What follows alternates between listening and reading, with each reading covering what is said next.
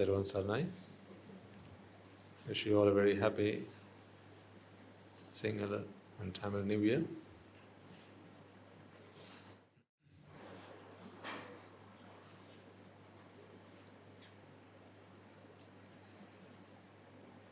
Did you keep yourselves busy?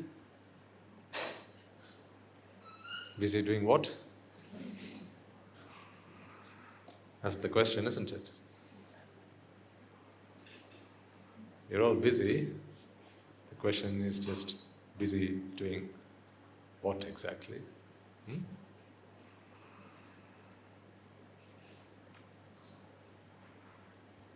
I don't think our lives get any less busy once you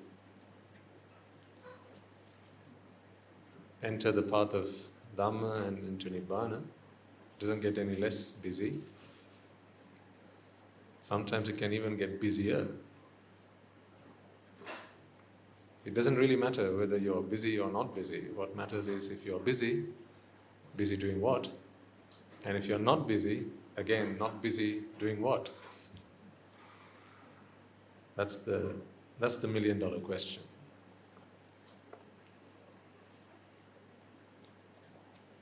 So now, do you recall what we talked about? When did we last meet? 2 weeks ago? 3 weeks ago? 3, right?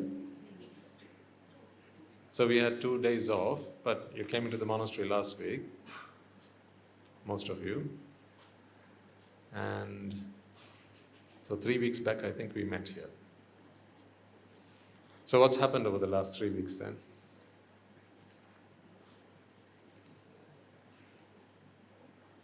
Has the balloon deflated? Have I got to start again? Or can we continue from where we left off? Can we continue? Sure? Okay. Any first timers today?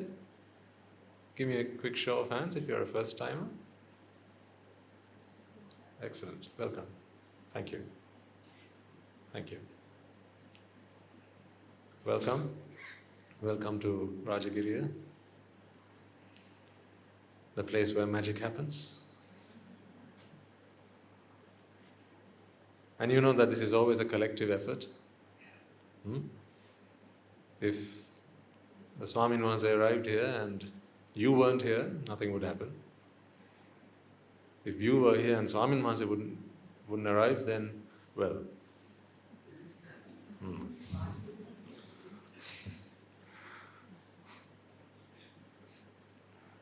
I think I heard someone say party.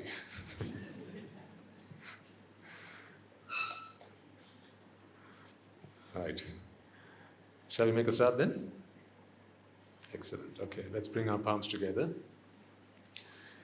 In veneration of the Great Master, the Supremely Enlightened One, He who is the Perfect One, our teacher, our guide, and He who paved the path for us all to walk and to achieve the same liberation that He did once for Himself.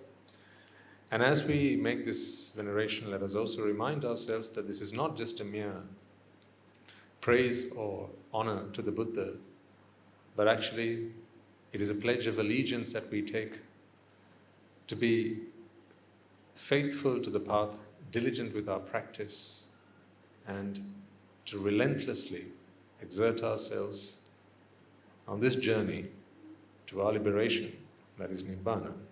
So to the Buddha, to the Dhamma, to the Sangha, may this homage be, and may the Buddha, the Dhamma and the Sangha help me achieve the ultimate bliss of Nibbāna. So with that in mind, let us chant the Namaskara and then observe the precepts before we continue with today's proceedings. Namo tassa bhagavato arahato samma sambuddhassa. Namo tassa bhagavato arahato samma sambuddhassa. Namo tassa bhagavato arahato samma sambuddhassa. Gateway to Nibbāna. Very aptly named, I think. It's partly a play on words, but I think it has been true for a lot of you, if not for all of you. And at this moment, I think it's only right that I recollect some of the highlights of last year. And I'm sure for each and every one of you, there will be your own personal success stories. Many of them I may not even know. Perhaps stories you have shared with each other. And that's great. I know I would never learn all of your stories, but I know that there is a common thread among all of them, and that would be, if what we have been trying to do here has been successful, then you will have all come to one conclusion. And that conclusion has to be that nowhere else can you find real happiness. In no other pursuit of life can true, real, unconditional happiness be found. Now ask yourself that question, whether you have come to that realization. Let me share with you my highlights from the last year.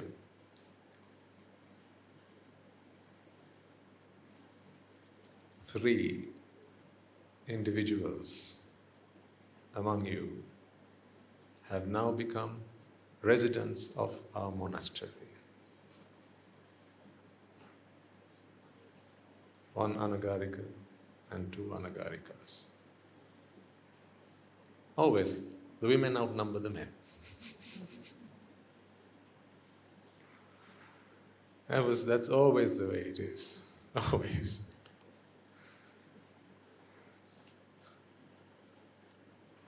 I don't know what it is. Maybe it's the sheer devotion that they have.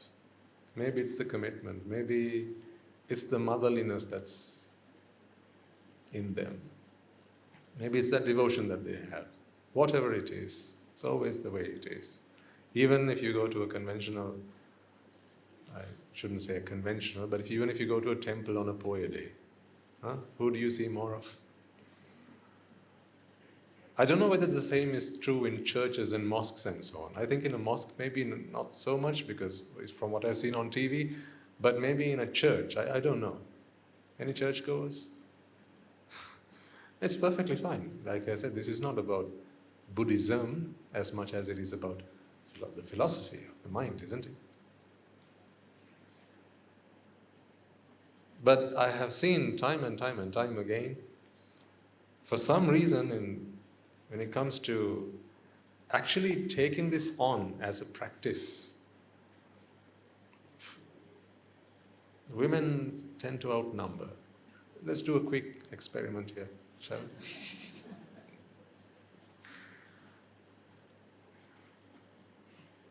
Shall I or should I not? Can the ladies in the house just put their hands up for a second? Let me just take a rough count. Okay, let's see what proportion it is. All the way up, so I can see it all up in the air. Wonderful. All right, put your hands down. Men in the house, put your hands up. Oh, let me join just to support the cause. Right, okay.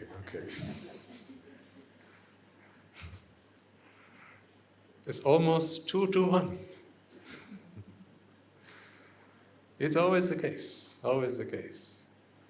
So, perhaps representative of that, over the past year, with all the effort that we have made together, 2 anagarikas and 1 anagarika, which for me is the greatest success story that I have to share. And I'm hearing on the grapevine that there may be a few more getting in line. So I'm going to hope, and I'm going to pray, and I'm going to They do say don't count your chickens before they hatch. But I think those chickens I can trust. So a few more in line. And let us all make a resolve, a determination. By the collective power of all the merits that we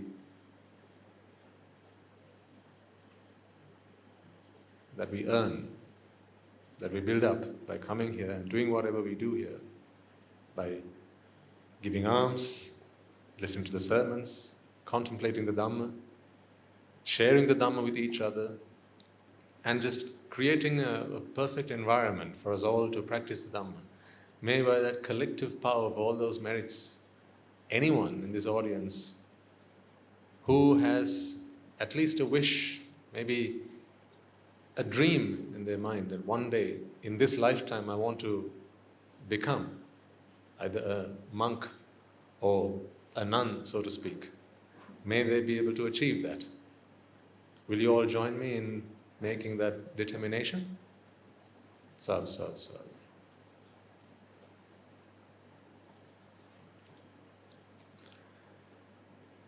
For me, it is akin to,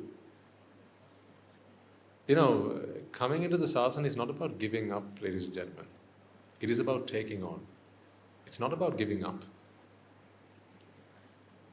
I have tried to share this time and time again, especially with new audiences. So you've heard me say this many times now. Buddhism is not about giving up. When you have exhausted all avenues of material happiness and you have realized that it does not get you where you want to be, when you have tried everything in the book, when you have gone to your mother, you've gone to your father, you've gone to your grandparents, you've gone to your uncles and your aunts, and you've gone to your friends, and you've gone to all your teachers, and you've learned the ways and the means in which they try to achieve happiness, and you've tried it all, and then you realize, nah, this is not what I want. I still don't feel content. I don't feel full within. Something seems void. There's a void within me. I feel empty. A lot of effort, but doesn't seem to be getting anywhere. When you hit that point, don't despair, because there's one more thing left to try, and that is the Sri Sambuddha Sasana.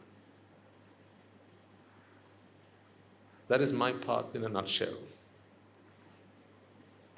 I tried most things in the book. And the fact that all of you who are here from the various and the different walks of life that you have come, look at you, what a varied audience you are. If you were standing where I'm stood right now, you'd be able to see how varied this audience is. From all parts of the world. People of many religions, many faiths, and even people who don't subscribe to a religion. People who have gone to the pinnacle of their careers. Doctors, lawyers, engineers, mathematicians, scientists, teachers, housewives, house husbands. The fact that you're all here speaks volumes. It says that these paths have not worked out for me, Swaminathan. That's what it says. That is not an embarrassment, ladies and gentlemen. Taking ownership for your own salvation is no embarrassment. Trying out everything and then coming to the conclusion that no, none of them worked, that is not an embarrassment. It would be an embarrassment if you had given up. If you gave up, that would have been an embarrassment. But it's not an embarrassment to admit that those avenues, those paths, those efforts, it got me material success. It got me places, but not necessarily the ultimate destination that I wanted to be at. So I had to look for an alternative, and that alternative is the sasana. I hope over the last many weeks to months that you've been listening to these talks, and visiting the monastery and listening to Guru Swami Wahanse and the other monks at the monastery, at least you have come to the conclusion that they're not all crazy. Huh? Yes? Hope so. One man could be crazy, but not 500 of them. Almost 600, the last count, the number of heads resident at the monastery. 800 if you include the Sila Shravakas, the Sila Shravikas and the Sila Vasis, who visit the monastery regularly for their dose of Dhamma. For whatever reason, perhaps age or other commitments and obligations, they find it difficult to become permanently resident at the monastery. And fair enough. But, it's not about the monastery, by the way. It's not about the monastery. It's not about let's all make this is not the Noah's Ark. That's not what the monastery is. It's simply a means to an end. If our efforts at the monastery are successful, then one day there must not be a need for the monastery. Do you understand why I say that? If I was the best doctor in the world, and I was able to treat all patients regardless of what their ailments were, if I were the best doctor in the world, then one day my service should become redundant, shouldn't it? If I were able to treat everyone who came looking for treatment to me, then my service should become obsolete and redundant. Do you like a doctor who says, "Thank you for coming, see you again soon"? That's certainly not something you want to hear from a doctor. And the same goes for us. The sasana is the same. See, those who come to the sasana and fulfill the sasana, when they depart, the sasana never says, "Thank you for coming, I'll see you again soon." No arahant has ever come back. No arahant has ever come back. Your mother and father who've passed away may return. Our ancestors, people who we've been with, they may return once they're gone, because they're not gone for good. If you ascend into the heavens and into the Brahmic worlds, or descend into the four great hells, regardless of where you go, in this 31 realms of existence, you will always keep looping back. It's cyclical. But if you fulfill the sasana, it's once and for all. See, this is the only place where there's no unfinished business. In this lifetime, you learned how to tie your shoelaces, didn't you? Did you know that you'd learned this so many times before as well, but you had to turn it again? And do you think that this is the last time you've had to learn it? You're going to have to learn it again from scratch. Everything we've learned, we're going to have to learn again. All the exams you've taken, you're going to have to take them again.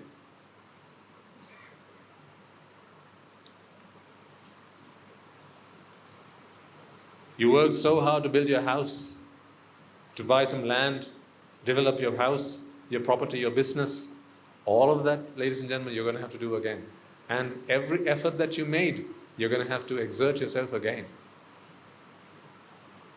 Because it's not a story that has the end at the end of it. It simply says, what? To be continued. So if you want to bring an end to this journey, then the sasana is the only place for that. Can you still hear me at the back? Give me a nod if you can. Okay.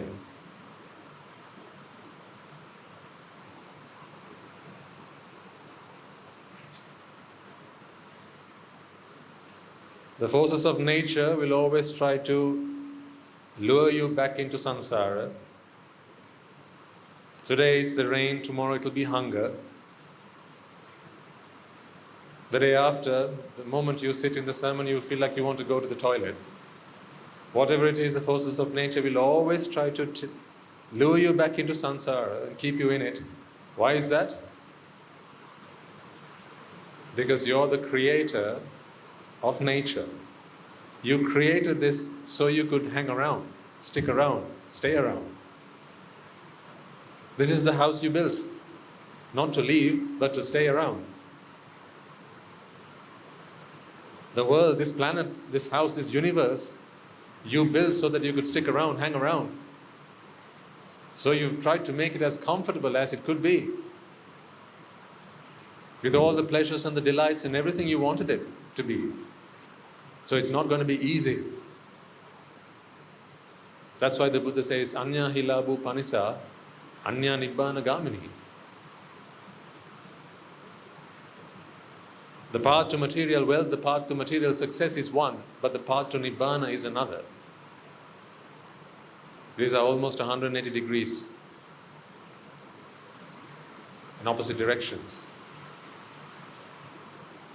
So, don't be disheartened, but you will struggle to hear what I say, and you'll have to try to mute in your minds that noise, but hopefully it will pass away in a few moments. In the meantime, do try and stay engaged. Because you know what we are most used to doing on a rainy day, on a cold rainy day, is what?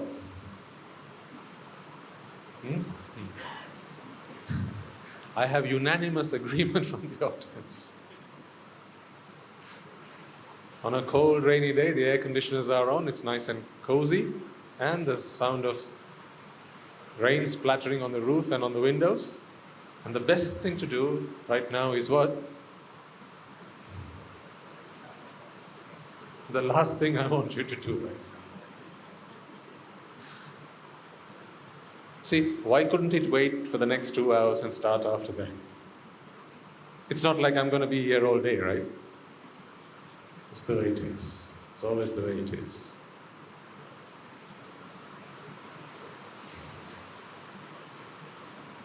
There have been days, even at the monastery, sometimes it gets so loud that we've had to stop the sermon, even with all the speakers and everything going on. Sometimes it gets so loud.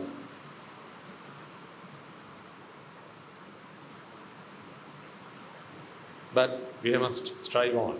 Okay? So, you have an extra responsibility right now. Try and remain engaged. If your eyes start to go south, remind them, no, not south today, north.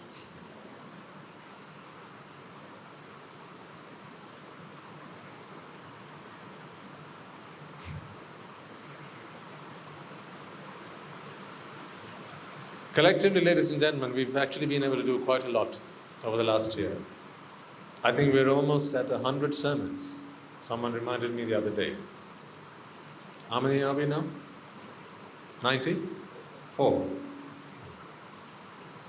So we just need another 6.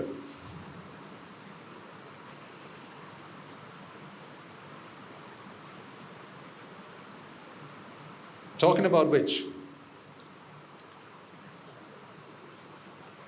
Now, just imagine let's go into the future, 6 more sermons, and then we are on the day that we are doing the 100th sermon, right? This number seems somehow quite significant, doesn't it? 100?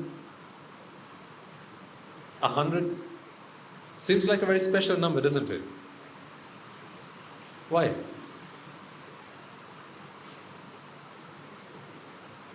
Why is 99 any less special than 100? What has 100 got that 99 doesn't have? What about the 101st sermon? No, it's one more sermon, yes, but it's still not the same as 100th sermon. Just think about it for a second. This is something to think about. There's a Dhamma point here that I'd like to share as we touched on the point. What makes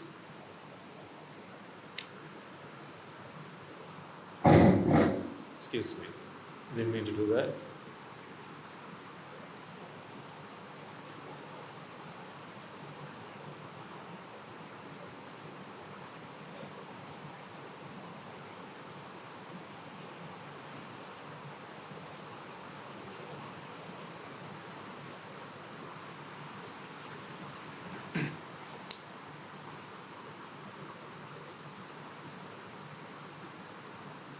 All three of these are just numbers. But one number seems quite special. That's how we're all talking about it. Perhaps you've already started those conversations, within yourselves, among yourselves rather, saying, now Swaminathan has done 94 sermons. Very soon he'll hit the 100th sermon. But sooner than that, I'll be hitting the 97th sermon. Or the 95th sermon. Why aren't we talking about that?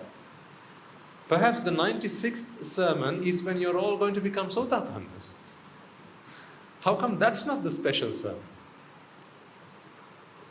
How come 100 is the special sermon? Now I'm not suggesting that you must or must not. Okay, this is just for contemplation. Conventionally, we must do what we must do. And don't ask me what to do for the 100th sermon. So don't come out, Swaminathan, should we decorate the whole Dhamma hall? Should we give everyone like party hats? Shall we have balloons and maybe some confetti? Shall we make a special cake, Swaminathan, and then maybe have 100 candles and Swaminathan can come and blow them? I'll tell you what, invite me after the party's done. And I'll come and do the sermon. It's the same as the New Year. Now we just walked past the 14th of April. And so it was the New Year. The 1st of January is the International New Year. The 14th of April is the Sri Lankan or the Sinhalese and Tamil New Year. And then many other countries will have their own New Year's. The Chinese will have their own New Year, and so on. So something about that date is special, apparently. Just like something about this number is special.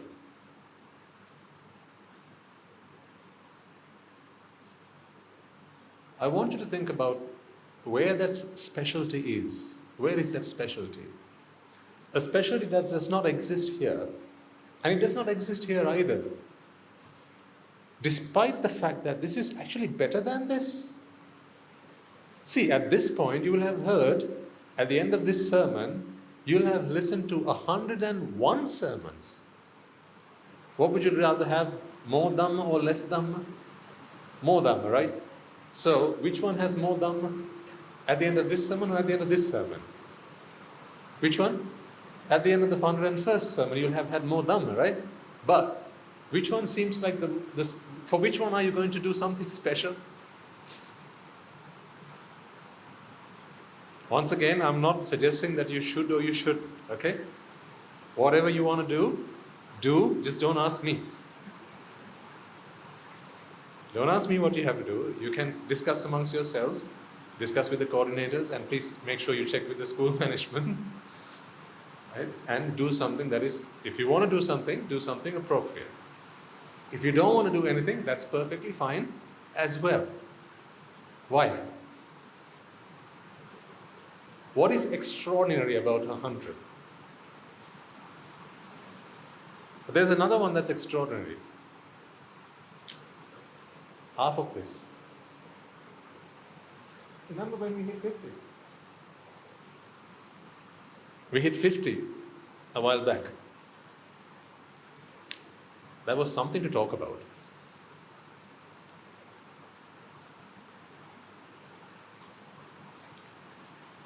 Now, if there was anyone who, like say, I don't know, came up to Swaminathan and said, Swaminathan, you've done 50 sermons for us now, thank you so much, right? This is not me. I have to be very careful. I'm not suggesting, even the tiniest bit that you shouldn't have done that, or it was wrong, or this is not, I'm not condescending in any way, right? I'm just asking you the question for intelligent contemplation, okay? Because Anya Hilabu Panisa, Anya Nibbāna Gamini.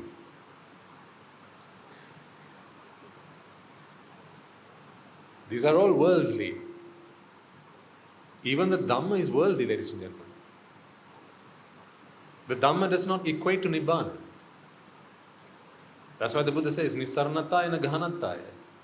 The Dhamma is like a raft. A raft helps you cross the stream. But once you're across, what do you do then? Do you carry it over your head? And then walk around with it saying, hey, this is the Dhamma that helped me cross the ocean of samsara? No. It's only a means to an end. Nibbāna is all we are here for, not the Dhamma. That's why I don't give you a test at the end of each sermon. There are no class tests. There are no open book or closed book tests. I don't ask you to take notes. This is not a Dhamma school. In the conventional sense, this is where we come to assimilate the Dhamma and transform our lives. You are the test. You don't have another test to do. You are the test. So all of this is worldly. So is it wrong to have all this decoration behind me? A lot of work has gone into putting all this up, hasn't it? I mean, just look at it. How meticulously someone has, or a group of you have got together and designed it all. This couldn't have just been a half-hearted job. Someone actually, a group of people have, very thoughtfully, very painstakingly put all this together. And does it not earn merits? Truckloads of merit. Tons of merit.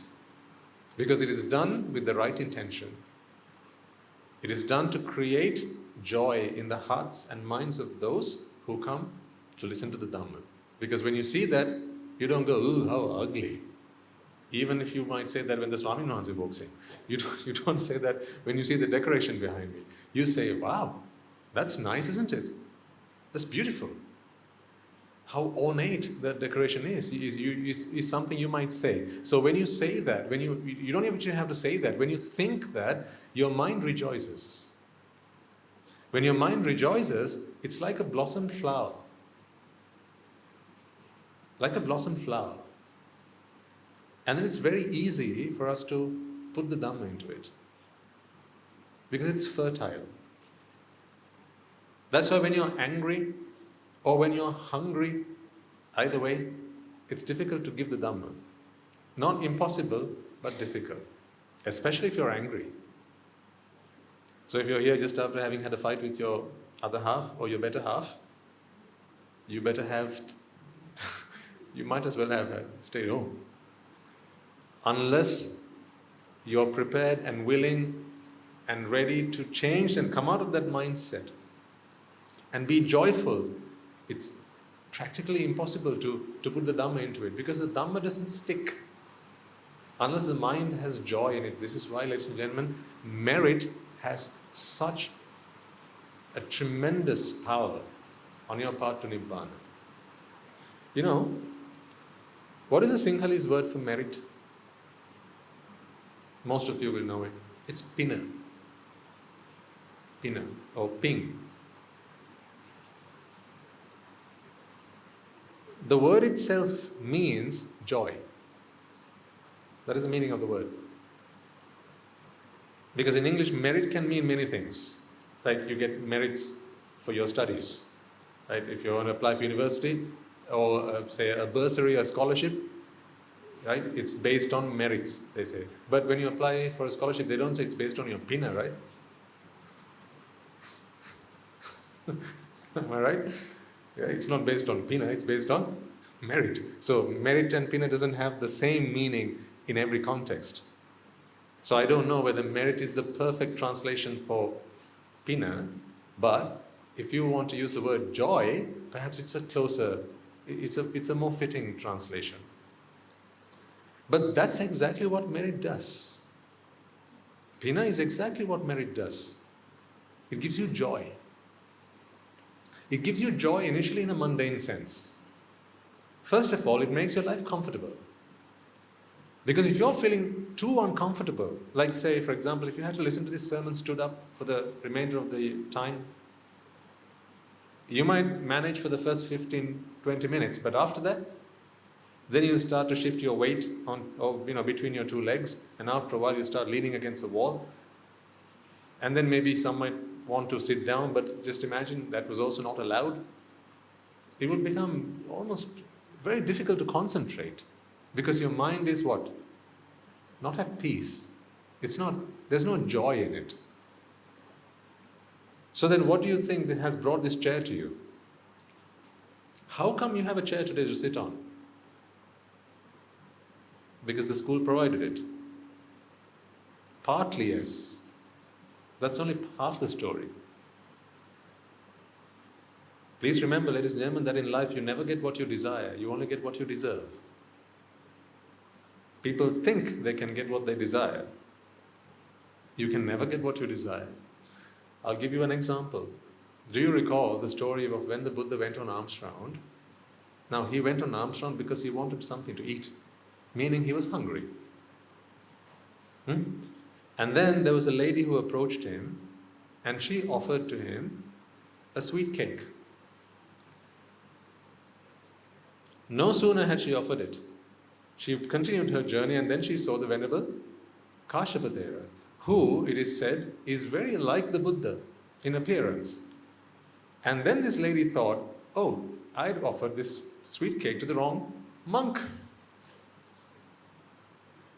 This is the monk I wanted to offer it to, not that monk. Who's this that monk now? The Buddha. Which offering do you think would have earned her the more merits? Offering to the Buddha, which she had already done. So you see, now when she offered the cake to the Buddha, she'd already earned her merits. That was already done. Because you can't undo merits, just like you can't undo demerits. Uh-oh.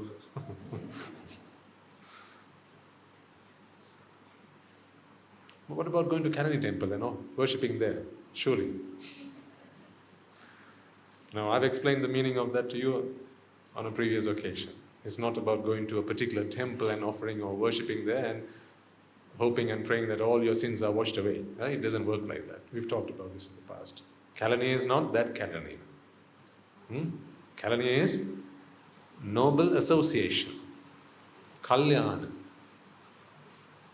Association with the noble Dhamma or noble friends.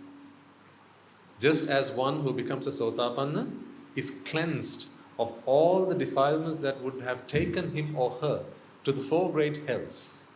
Cleansed once and for all. Now you don't have to worry about what has already been done. Wow. I mean, if that does not make you go, wow, I don't know what does.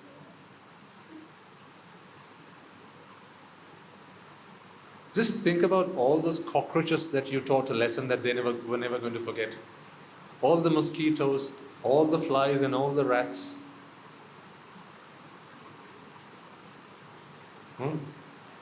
And all those mischievous or maybe naughty, evil, ungodly things that you might have done.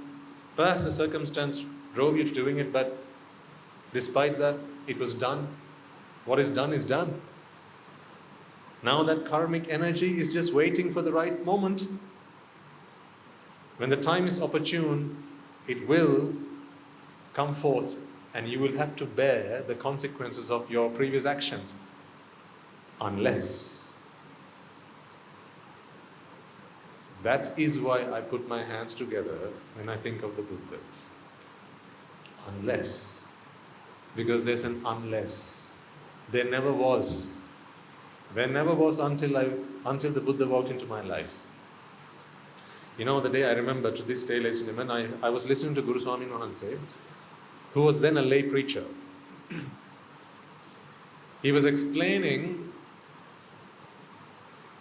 the four great hells. I remember to this day, I was sat beside him and I was listening to his description of the four great hells. It was the first time I'd heard about the Four Great Hills in any detail, let alone its existence.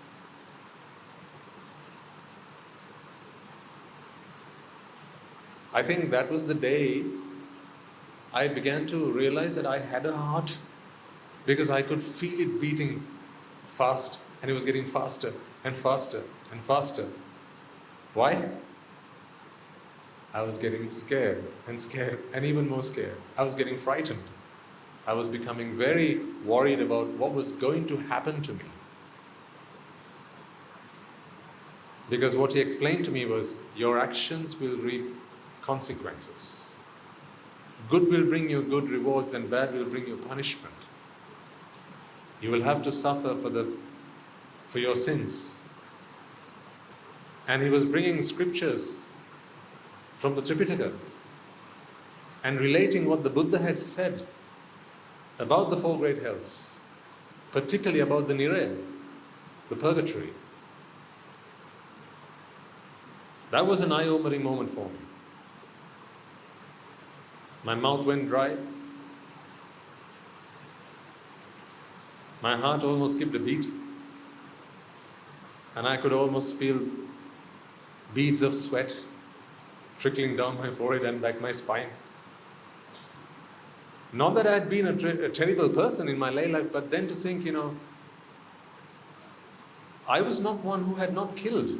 I hadn't killed anyone, not human beings, but insects, rodents. That's okay, right? That's fair game. After all, they're called pests for a reason. Yeah? You have the right to kill them, right?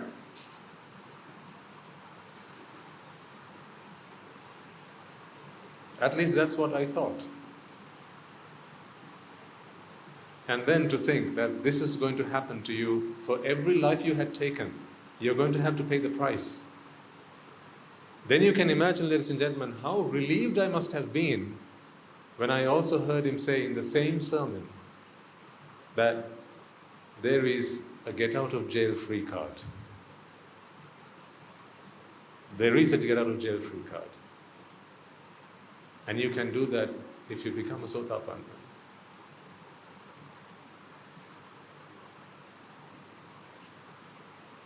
Who here likes to be a dog? Not pretend to be a dog. To be an actual dog. You've seen dogs, stray dogs. Right? Well, put stray dogs to a side. Now, think about your dog, the one you have at home. You really look after your dog, like really well, don't you? You wash it, you groom it. What do you else? Do you give pedicures as well? And all that, and dog food. Sometimes some dogs have a better life than many human beings, really.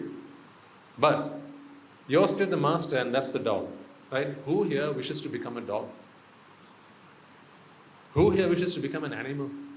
I remember when we were younger, we used to sing this song, like, if I were a fish, if I were a bird. And we used to, we used to do that as, like, sing nursery rhymes. Because we never realized that there were animals born in the hells. We thought a bird, just look at those birds, they're just humming and dancing and singing. That's what birds do in the morning, right? What do? They sing. Really? Birds sing, do they? But because we have used those words like sing, birds sing, it makes us believe that birds are having a jolly good time. Unfortunately, nothing could be further from the truth, ladies and gentlemen. That's one of the four great hells. That's not them singing. That's them crying. It's them crying out of hunger. What do you think a bird wants to entertain you? So a lark sings because it wants to entertain you. Really? What, you're related to something? I mean, why would a bird want to entertain you? What about at the zoo? when they perform these antics, when the elephant stands on its two hind legs, you think the elephant wants to entertain you. You think that's why the elephant's performing those tricks. No, then why does it have to be poked all the time with, there's a name for it and I can't remember it now. Let's call it a stick for now for the time being, but there's a name for it.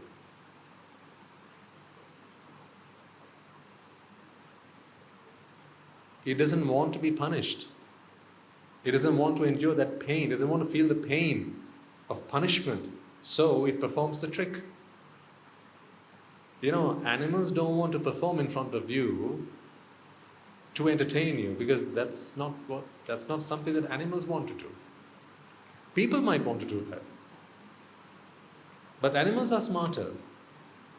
Sorry, I shouldn't have said that. Their instincts don't involve entertainment. Their instincts involve eating, sleeping, drinking, and reproduction. That's what their instincts drive them to do. In no part of that is included entertaining human beings.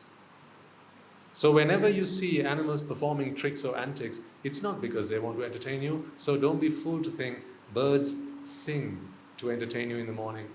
That's not what they do. They're hungry.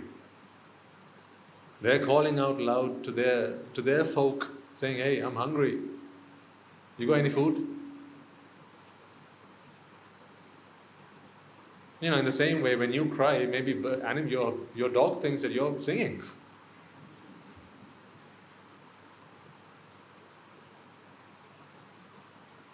If that's fair game, then this must also be. So, that's not heaven. That's hell. So no one here wishes to be a dog. No one here wishes to be an animal. Because they are merely driven by their instinct, meaning vipaka. There's a question here about free will. Perhaps we'll touch on that. The thing is, you think you have free will. Animals don't. So animals are simply victims of their circumstances. And you feel, but you have choice, you can do what you want to do.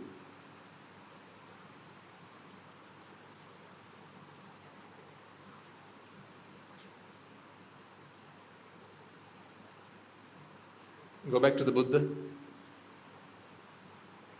So the Buddha was going on an alms round, with his alms bowl, and the lady approached him and offered the sweet cake. But no sooner had she done that, she sees the great elder Moggallana, and she tells herself, "Hey, this is the monk I wanted to offer it to, not that monk." But the merit was already done. You can't undo a merit just as much as you can't undo a what? A demerit or a sin. You can't undo them. Unless, and that's where we went. I was following the breadcrumbs back. Sometimes I feel like Hansel and Gretel.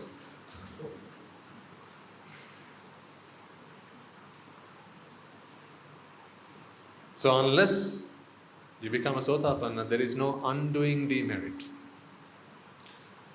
So this lady, what did she do? She went back. She traced her steps back. She went running after the Buddha. She said, "Hey, stop. So the Buddha stopped. He paused. She walked round, said, "Can I have my cake back, please?" Who is she asking this, making this request to?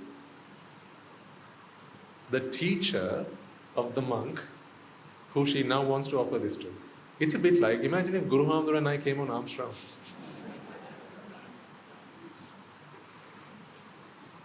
just picture it. Okay? And then you offer something to Guru Hamdura. And then, but this is say your first time here.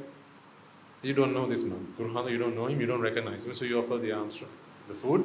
And then you say, this is the monk I've seen on TikTok.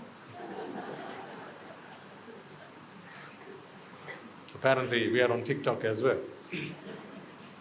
People say, "He is the monk I wanted to offer my alms to." So what do? Run back to Guru. Wait, monk!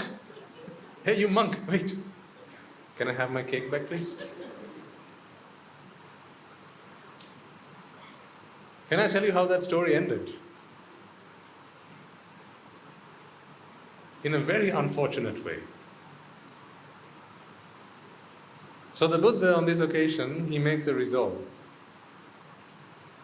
This is the compassion of the Buddhas, ladies and gentlemen, and the power that they possess. He makes a resolve because he knows that if this lady should retrieve, take back something that was not her own offering, it would be near enough theft or taking something back that she's not entitled to. I mean, if she had put her hand into the Buddha's alms bowl and taken it without his consent, even the one that she had offered, that would still be theft anyway. But now the Buddha wanted to let her have it. But she should only be able to retrieve what she was supposed to. So what the Buddha resolves is, he makes a resolve, may this lady not see any of the other food in my alms bowl.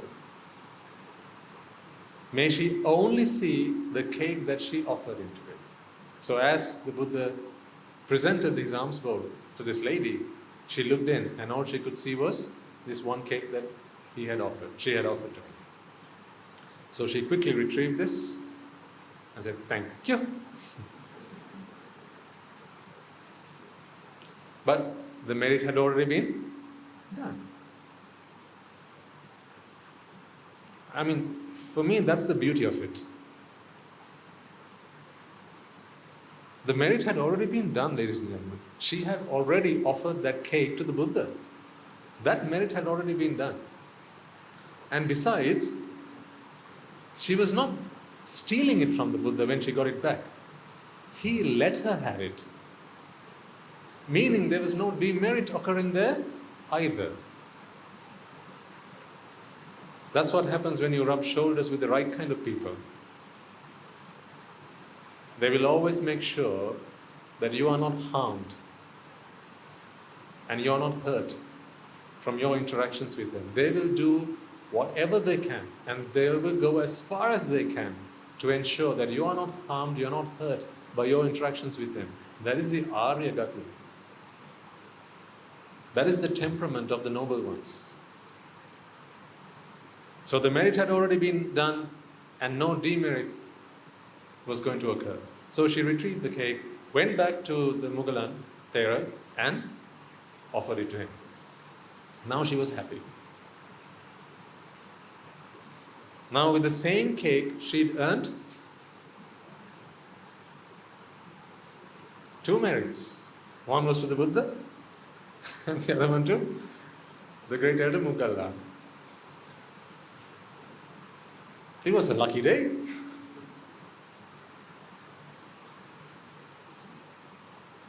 But luck ended there. Not for her, for the rest of us. So the great elder Moggallana, he was contemplating on what had happened. So he was trying to take in everything that was going on. And he started thinking. He thought to himself, good Lord, what just happened? If there's anyone who's worthy of an offering, in the 31 realms of existence, in this entire universe, if there's anyone who is worthy of any offering, it is my teacher, my master, the Supreme Buddha, who is a few steps ahead of me. But for whatever reason, I look a little bit like him. In my appearance, I resemble him. And as a result of that, that which should have been offered to him was offered to me. And not only that, it was once offered to him and then retrieved from him and offered to me.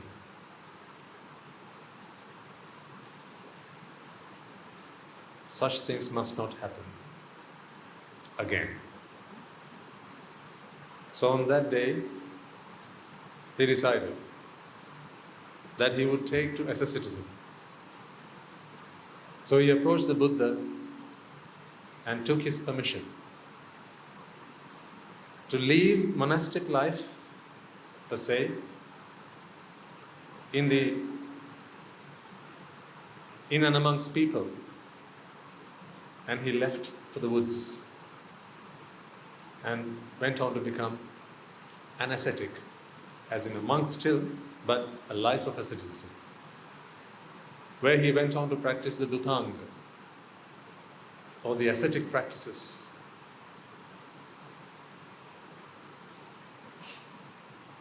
Very few people saw him after that. Very few people met him. A great elder is a loss, it's a shame, pity. But he would not stand an offering being made to him when the rightful recipient of any such offering was his teacher. So that's how that story ended. So, now when Guru Handro comes,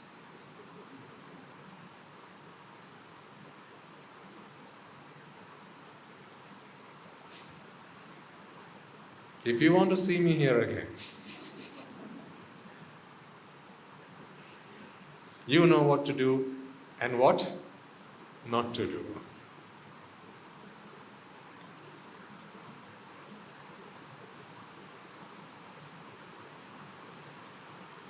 As I always say, ladies and gentlemen, I am only Mona Lisa. He is Leonardo da Vinci. This is only pretty because he painted me pretty. This is only beautiful because he painted me beautiful. This is only breathtakingly interesting to listen to because my teacher painted me that way. He made me that way. He built me that way. He groomed me that way. So that is where all credit is deserved. So let us not repeat that mistake that was once made in the sasana. Once is enough.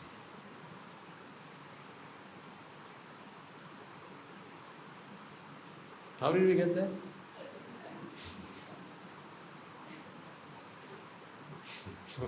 Those breadcrumbs. The ants have eaten it all.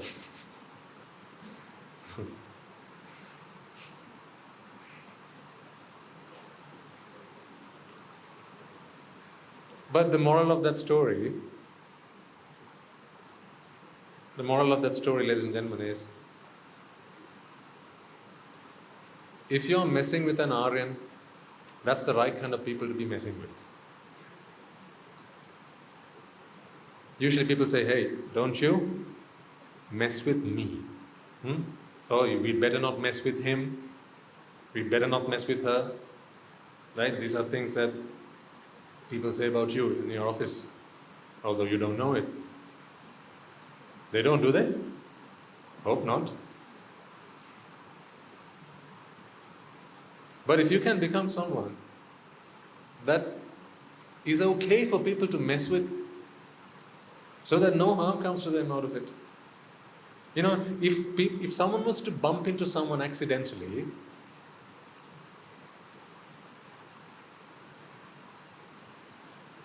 if you had a state of mind where you were always compassionate and had loving kindness and an abundance of it, then may they always bump into people like you, even if it was accidental. If someone were to tread on someone's toes as they got off a bus or got onto a train, if you are true to your word and true to your practice, and if you are faithful to this teaching and the teachers that you have come across in the sasana, then I wish and pray for their good, may they step on your toes. Is that okay for me to make that prayer? May they step on your toes. Because should they step on someone else's, that may be the last time they're going to step on anyone's toes.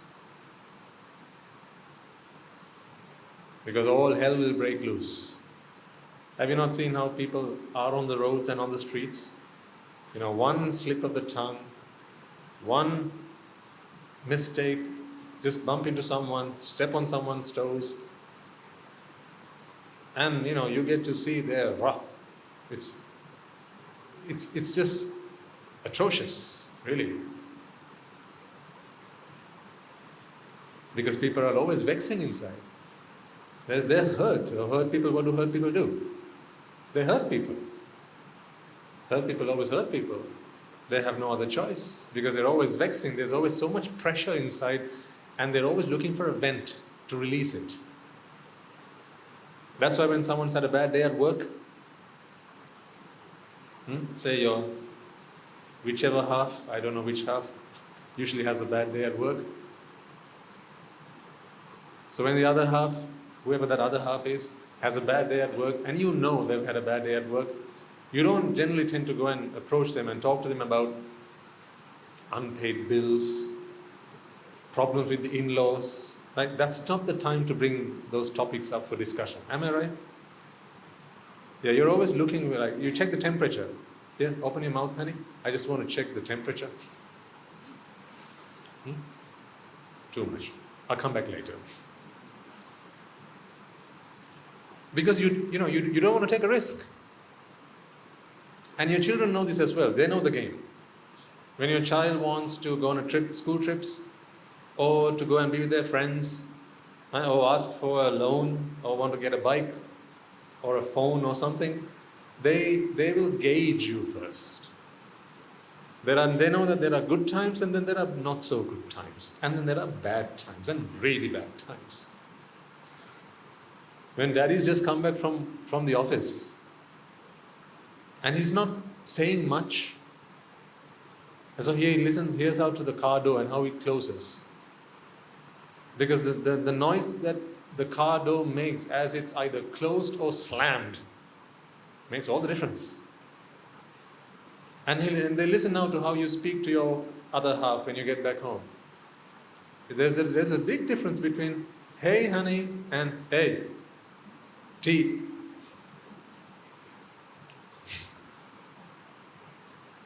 Or, hey, how's your day been? Versus, hey, what's for lunch? There's a big difference. Sometimes what you don't say says more than what you do. I don't want you to be like that.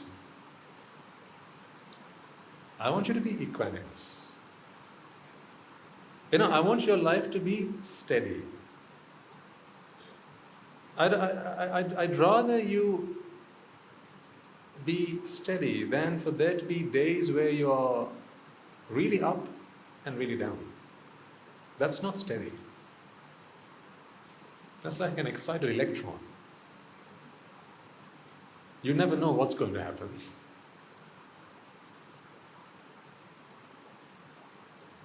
Through your understanding of the Dhamma, ladies and gentlemen, you adopt a sense of equanimity, where all things are the same to you. So there's no reason to party, and there's no reason for a funeral either. You avoid of these two extremes. So in your life, if you still have those ups and downs, there's no need for that.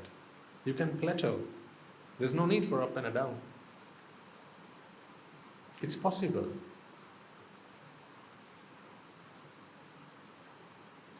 Are you able to accept loss and gain in the same mentality? That's the question. These are the tests that you can give yourselves.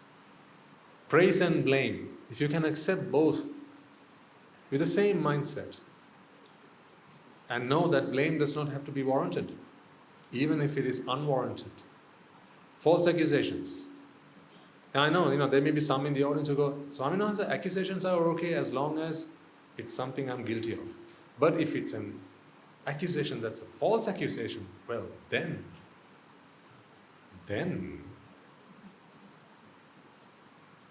I won't stand for that. How dare they? They must be corrected.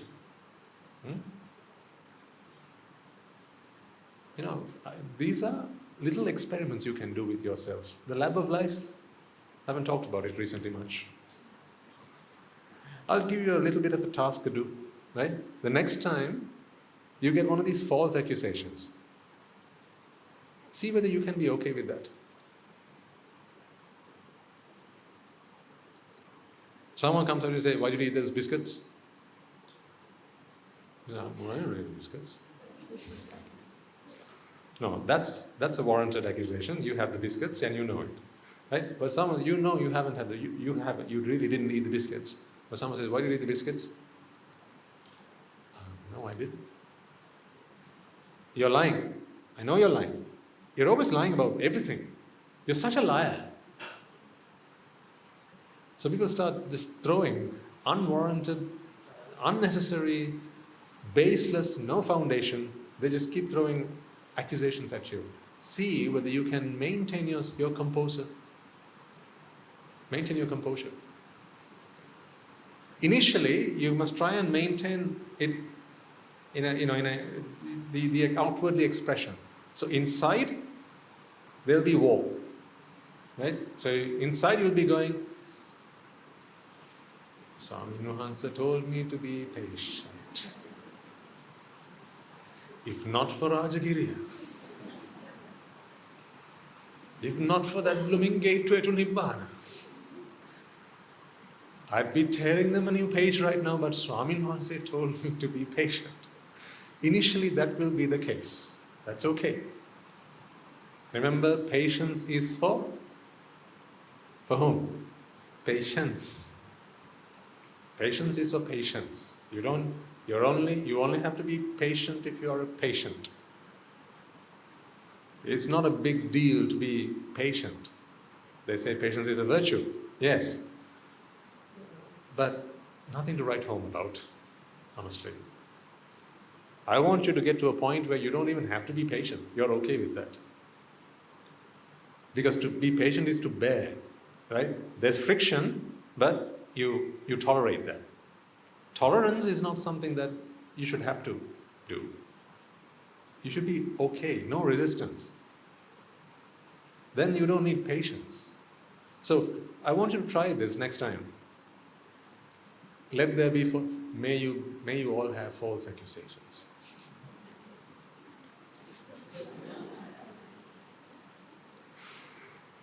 May you all be falsely accused. So I hope in the next week you get at least a handful of false accusations so that you can trial this. I know it won't be easy.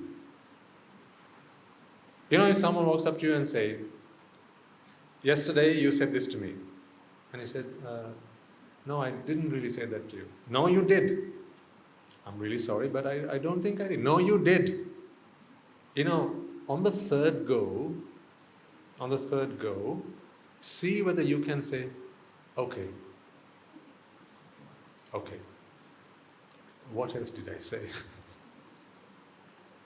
I mean, don't say that, because that would be tit for tat, right? Now you're trying to instigate them. So don't say that. But if you can just say, okay, and actually be okay with that. So you know that what they're saying is you've said something that you didn't really say. Now, I don't mean this don't get yourself into legal problems and, right? So, it's the thing. I don't know where and when to do this and not to do this. At the monastery, I can do this. But in your workplace, someone comes and accuses you of something, and then you only have a lawsuit coming to say, because you admitted fault, I don't know, right?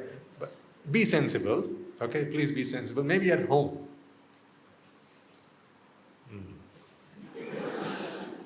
Swami Nuhansa, it's okay at the workplace, but not at home.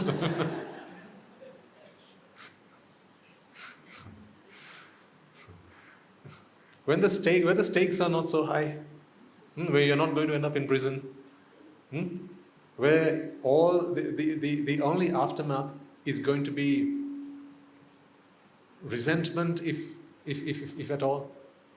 Okay? So I think in a domestic environment this should be okay. In most homes it should be okay. But there's the caveat, okay? Disclaimer, I don't take responsibilities for divorces or broken relationships, right? Please. Trial with caution. So anyhow, what I want you to do is to see whether you can be okay with the false accusation. You have a responsibility to try and point out when something's not right. That's a responsibility that you can't just shirk off your shoulders. Because when two people are in any kind of relationship, whether that's a professional relationship or a personal relationship, right, and you're exchanging information, an important component or part of communication is that if someone's in the wrong, then it's the responsibility of the other person to put them right. That's an unsaid agreement in any communication. But what if they're adamant? What if they're stubborn? What if they're unwilling to budge? And the accusations start flying your way, you should be able to be okay with that. So as I said, initially, you can only control your outwardly expressions, but gradually, what I really want you to be able to do is to be at peace within. It hurts. Imagine if someone shot an arrow at you. Okay, the arrow would stop. The arrow stops there because you're present. What if you weren't there?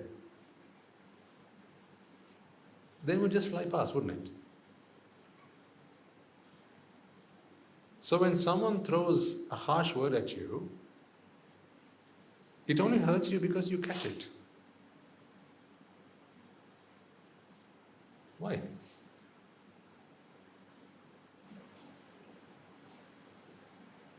That's not their fault. Someone calls you a donkey. It only hurts because you accept it. Someone calls you a fool, and then you accept it. So they're right.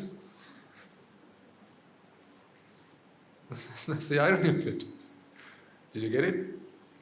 Someone calls you a fool, and you accept it, and now you're offended by it, so they were right, weren't they?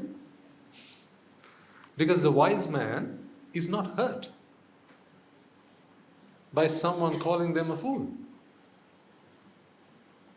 So what about donkey then? The same applies. You must give up trying to change the world outside for your happiness. Don't expect others to have your happiness on their agendas. That's not what they're there for. They're there for their own happiness. Every actor who walks onto the stage has a script. And in their script is written their part, the part that they have to play, not the part that you have to play. The part that you have to play when you walk onto the stage of life is in your script. So don't expect people to have your agenda or your wellness, your goodness, your well-being, your happiness in their agendas. When even you don't have it on yours. See, if you really have your happiness on your agenda, then you must be on track to being okay no matter what life throws at you. That's why the vicissitudes of life are a really good test to check you, to check yourself. Praise and blame, as I said, you must be able to accept equanimously. Once again, I know that this is going to be difficult. And how do I know this? I read it in a good book. Who was the author? Me. It was my autobiography. I know that these things are difficult to do, but difficult does not equal impossible. Difficult to do is not the same as impossible to do. I will not come up here and say and ask you to do something that is impossible to do, because whatever I ask you to do is something that I have already done or am already doing. I would never come up here and ask you to do something that I have not tried myself and at least not gained at least 1%, achieved at least 1% success. I would not ask you to do that.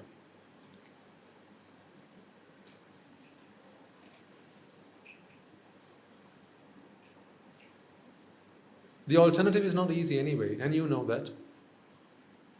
For your happiness, if you want to try and keep changing the world, people's perspective of you, people's behavior towards you, right? People's approach to you, if you want to keep trying to do that, you know that's not easy either.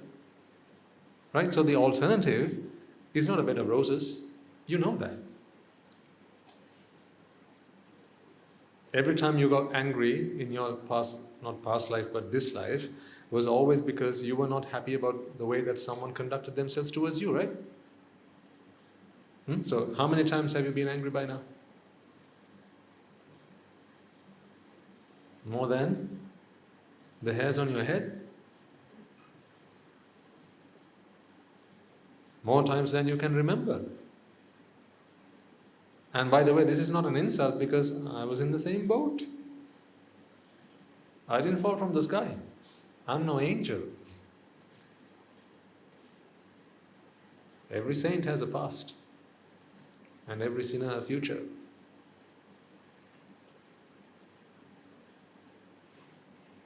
But it's not undoable. It's not impossible. These are all doable things, provided you have the right path, you have a teacher, and you are willing. The path must be there, but just the path being there is no good. Remember, even when but do understand that even before the advent of the Buddha, the path was still there. The path to Nibbana was still there. Did you know that? He did not pave the path. He did not invent the path. He, what's the word? Discovered the path. He discovered the path. He did not invent the path. The path was always there. So why didn't we walk it? If the path was there, why didn't we walk it? What was not there? A teacher wasn't there. A teacher wasn't there. There was no teacher. So it's not enough for a path. We must also have a teacher. Okay, so a teacher came along. Now there's a path and there's a teacher. Why isn't everyone walking it? You're here, but your closest friends are not. Your best friend isn't. Maybe you're here, but your wife isn't. She's not interested. You're here, but your husband isn't. You're here, your children aren't. You're here, but your parents aren't. Why? Do they not know that the path is there? Do they not know that the Buddha is here? So why not? Not willing yet. You must also be willing. These three things are essential. No point in being willing if you have no teacher and no path. No point in there being a path if there's no willingness and no teacher. No point in there being a teacher if there's no path and no will. So all three of these things must be there, ladies and gentlemen. You arrived here, you came here because you were willing. And you asked Swami to answer. We believe that there is a path to salvation. Can you point us in the right direction? I said yes. We said yes. The Mahasangha said yes. Because that is what the Mahasangha taught me. That is what my teachers taught me. Yes, can do. This is the path to Nibbana. And you were already willing. To those who were willing, the path and the teacher were presented. As I say, when the student is ready, the teacher appears. So when the student being ready is your willingness. Tummehi kiccang atappang akkataro tathagata. You yourself must walk the path. The Tathagata can only guide you, can only point you in the direction. They can't walk on your behalf. So then, even if there's a path and a teacher, your willpower, your commitment, your dedication, your diligence are the things, ladies and gentlemen, that will get you to the destination. So, although, collectively we are doing a lot, and collectively we have come near enough to 100 sermons. Perhaps if only one or two of you came, then maybe in the 10th sermon, 12th sermon, just imagine, one person's got a wedding that they have to go to, so the next day only one person's there. And then the other day this person comes back, this person has an office engagement, and so they're gone. And then the third day, they're both not there. So Swami Nibbāna arrives, he realizes no one's here, and he goes home, and then home as into the monastery. That's the end of the sermon. 3 episodes, that's it. But now we have come up to almost 100. So, of course, there's once a person we are sure was always here throughout these sermons, right?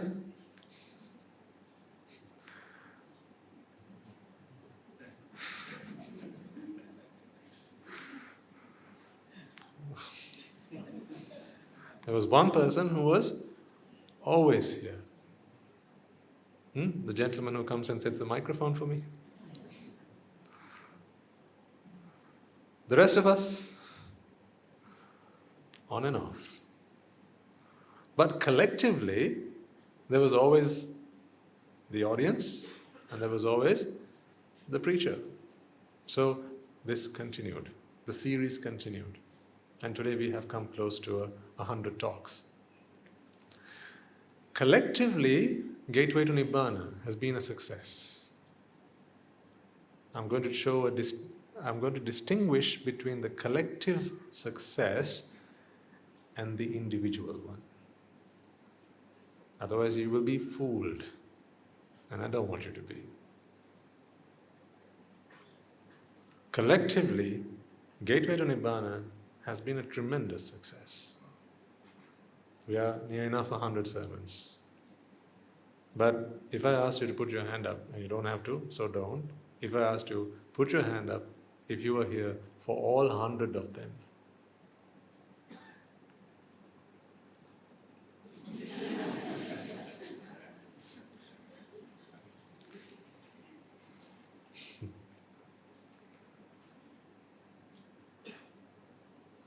How many others can put their hand up is what is going to determine your personal success.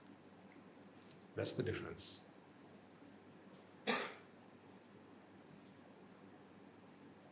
Now I'm going to say something a little bit selfish, if you wouldn't mind. Out of all of us, ladies and gentlemen, I am the one who gets the most benefit from these sermons. Because I'm here for each and every one of them. And I can't switch off. I can't go south. I can't start nodding off even. I can't tune myself off. My phone doesn't go off. I'm not interrupted. 100% concentration. What you give is, I rest my case. Have we not proved that again? What we give is what we get. So Swami Nibbāna comes along and he gives the Dhamma. He helps people. Whichever Swami Nibbāna, I'm not talking about this particular Swami Nibbāna, I'm talking about Swami Nibbāna, the preacher. The preacher is the one who gets the most benefit.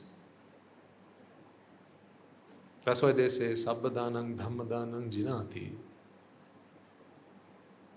Of all giving, the most sublime of givings is the giving of Dhamma.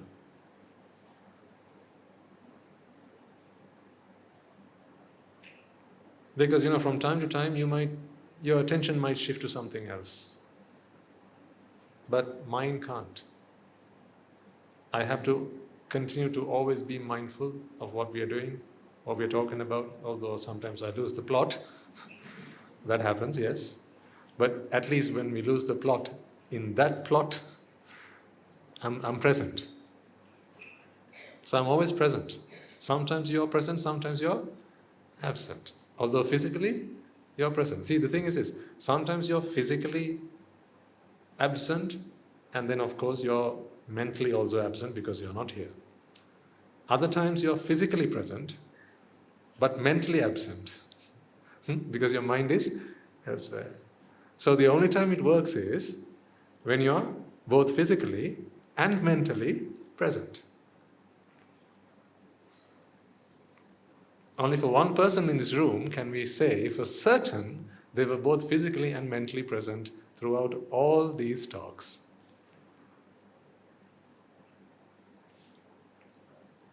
So once again, here's what I'm trying to get across to you. That's just a side point. But the real point here is this. This is the pertinent and the salient point out of this discussion. Don't be fooled by the collective success. It's good for the masses. It's good for everyone. It's good for all. It's good for the world. Because we continued this series, this program, we were always here for people to come along on a Sunday. That's why even today we have some new people, new faces in the audience. The regulars were here so new people could come and join. But that's the collective success. Do you understand the distinction I'm making here, ladies and gentlemen? That's the collective success. But collective success does not equate to individual, personal success. That is yours and yours alone. That's why I said, when I started this talk today, for me, my success of the last year were the 3 individuals who jumped on ship. That was my biggest success. I can't say the others were not a success, but those were my greatest successes. 3 who walked and lived and breathed and ate and lived among you, decided to do all that, but with me, at my home. That for me is the biggest success. Because here's what I know about them. And I'm not suggesting that it is not true for you, but here's what I do know about them. For them, personal success happened. And you can't deny that. Personal success happened for them. They were prepared to let go. They were prepared to move on. That didn't happen overnight. That didn't happen on the first sermon. It didn't happen on the second or the third either. Perhaps it happened on the 60th. A little bit every day. That's how success is made, not overnight success. Consistency is the name of the game, just a little bit every day. That's how it works. For you to win in anything in life, ladies and gentlemen, it's a little bit every day. Not a lot one day. It doesn't work like that.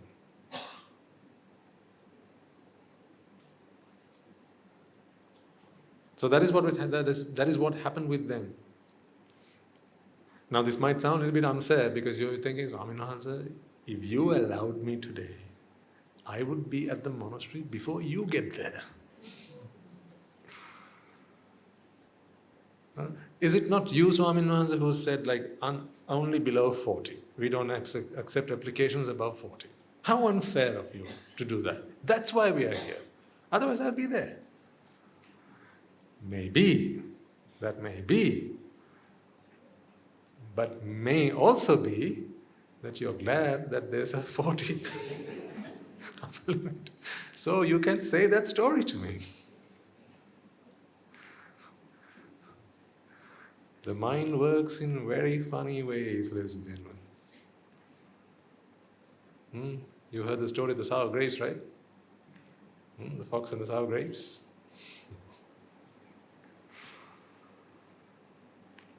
Because the reason is this. your mind is just so accustomed to being in samsara. It's pleasure is second nature. It has never experienced anything other than pleasure for happiness. This alternative happiness that we speak of is unheard of. Unless someone experiences it, glimpses it for the first time, it's just a fantasy.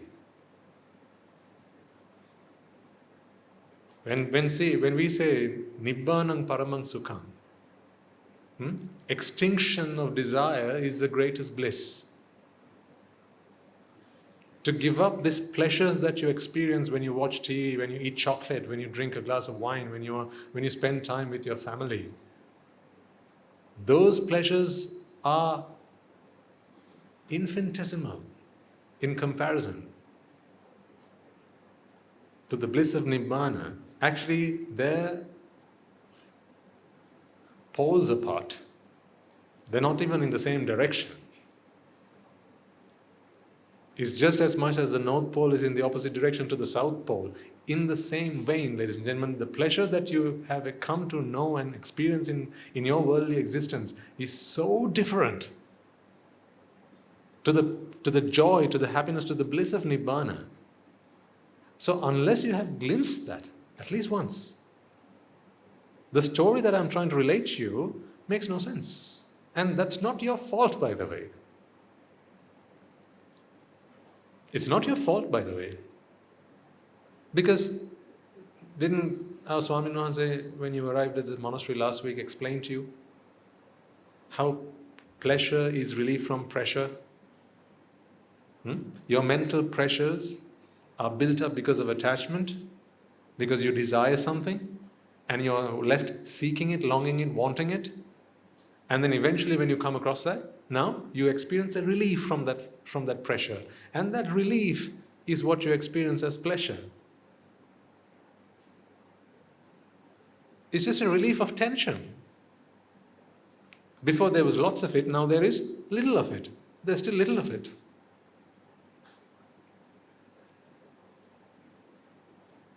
The only joy that you have experienced, if you're talking about pleasure, is the joy that comes from bending your finger backwards like this until it starts to hurt you, and then letting go of it. That's the joy that you speak of.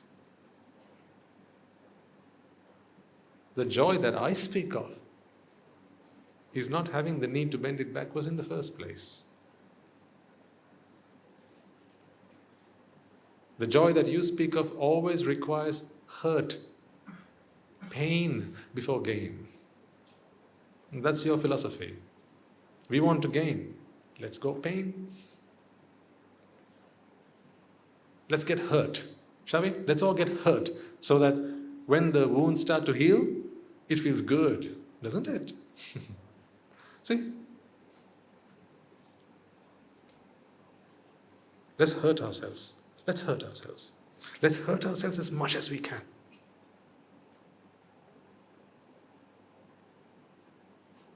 Until it starts to bleed. Metaphorically, until you start to sweat and bleed and it hurts. And your whole existence begins to fracture.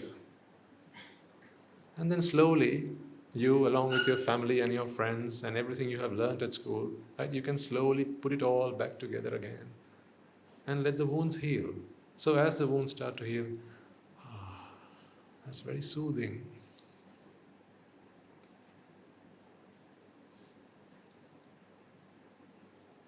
This is not condescension in any manner. This is me trying to open your eyes.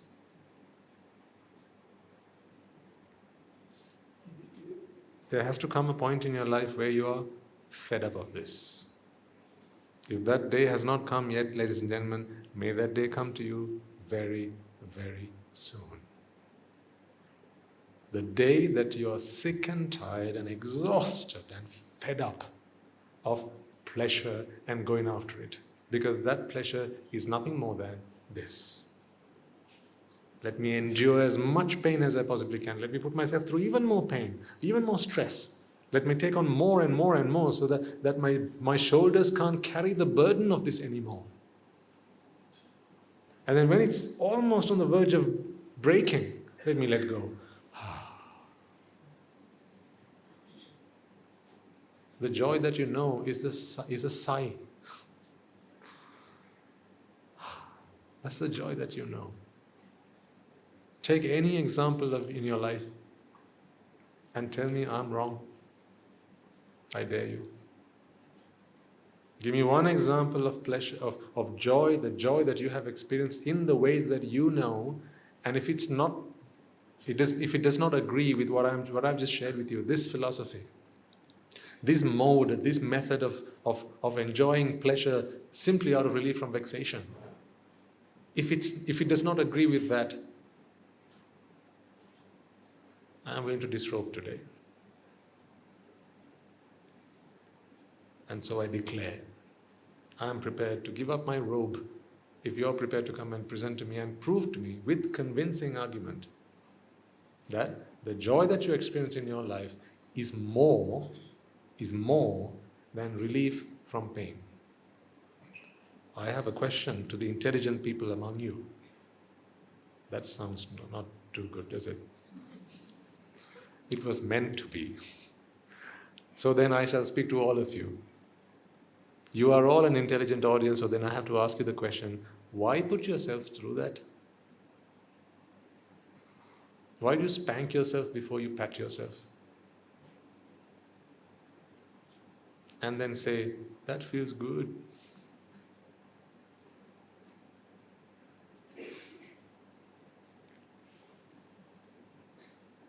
The reason for that is because you always think that happiness requires endeavor. Happiness requires effort. Happiness requires pursuit.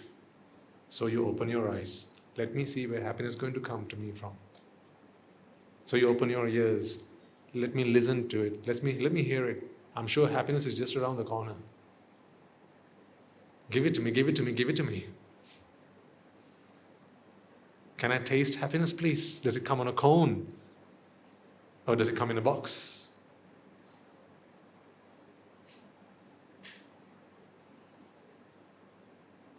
It's not I who should be pitying you, it should be you yourself. I don't pity you. I empathize with you. I empathize because I know what it felt to be like you. I know what that feels like. I know what it means to think like you, because I used to think like you. Once again, this is not me condescending you. This is not me undermining you. This is not me insulting you. So please don't take it that way. This is me asking you to open your eyes, wake up, stand up, and realize the truth. Why do you sell yourself so short?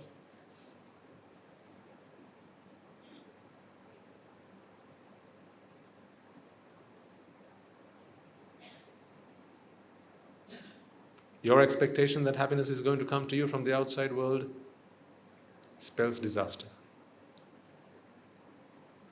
That is your misery.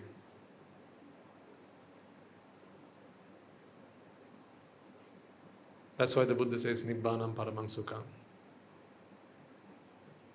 Nibbana doesn't necessarily mean death or something that comes after death.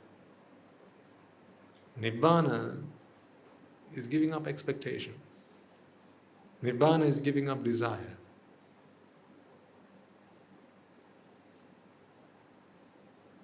But that doesn't mean you become any less industrious. Do you think we are less industrious at the monastery? Anyone who's visited us knows how hardworking we are. How much we do on a day, just on an average day. Actually, we don't have an average, actually all days are the same really. Almost 1,000 people walk through the gates of our monastery every single day. And on some days we have more than that when we have an ordination ceremony or an almsgiving or something like that. So it's not about doing less. It's actually the ability to do more because we don't get stressed out. Many among you, I don't know who, so I don't want you to I don't want you to put your hand up, but you know who you are. How many of you might have taken a day off from work because of stress?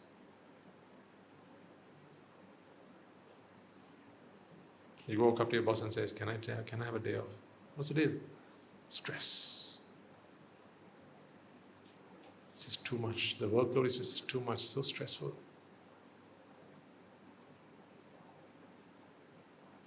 Or you go for therapy. Sometimes the workplace sponsors that. That's a joke. I mean, it's good, but in one way it's a joke. Because here's the stress, here's the therapy. Both sponsored by the same employer.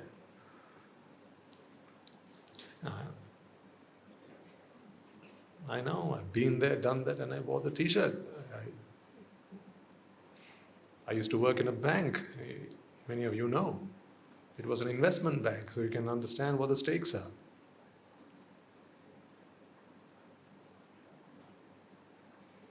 There's a lot of stress there because there's money to be made. Money, money, money. It's what makes the world go round, right? If you all stopped earning money, what would happen to the world? The whole place would collapse. That's what would happen. People breed money. I have nothing against money, by the way.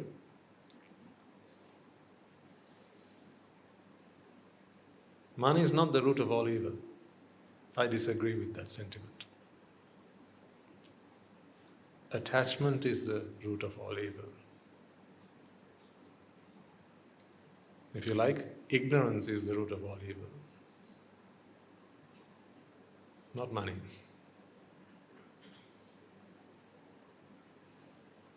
But I used to work at a place where people were so desirous of money and wealth, not just money as in notes and coins, but wealth. To acquire wealth and to be wealthy was such a big thing, so that you could say that I am the wealthiest. Mirror, mirror on the wall was the wealthiest of them all. I'm sure would have been sung in many a boardroom in the top banks at the time, and maybe to this day as well. I mean, I went to work at a bank because I knew that's where people make money. So if I want money and money is what's going to make me happy, then that's where I should go to get it. I was even willing to let go of my desire to become a doctor because I wanted to make money. In a funny way, I gave up making money and have become a doctor again. So that was my destiny. Just in a slightly different way to what I had imagined it would be. But I remember, ladies and gentlemen, to this day, in those offices, in those glass-walled offices, on swiveling chairs, in those boardrooms, which were very well furnished, I have to say. Now you didn't have just, tea machines, you had coffee machines, espresso machines, you had cappuccino machines and hot chocolate machines. I'm talking about the city.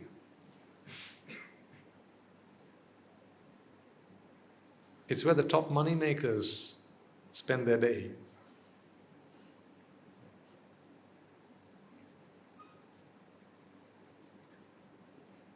People wore a smile on their face because they had to.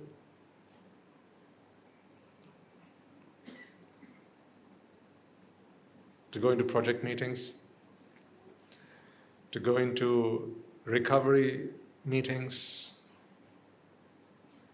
and how people would be literally pulling their hair out because they had targets to meet, deadlines to achieve, and money to be made, promises they had to keep. But it's not about keeping to a promise, it's about the stress that comes with it. And taking time out because you were stressed became a very normal thing to do. Just like, an average woman would look forward to her maternity leave, it was becoming that anyone who walked into a bank and started to work there, soon enough, they'd have to look forward to stress leave. But I think it's not just in banks these days. It's the same deal in many places, if not all. But I'm saying this, and I say this very responsibly, it's not the workload. It's not the workload. So stop blaming it on the workload. Stress is not something work can give you. Stress is something you have to make within you. It is a product of your own making. So when you walk up to your boss and say, "This work is so stressful," the boss should say, "Go to Rajagiriya on Sunday."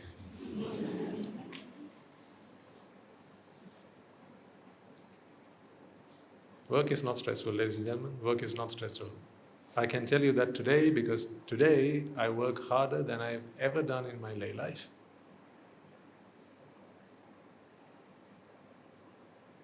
But the joy with which I live, day in, day out, I have never experienced this joy in the life that I used to live.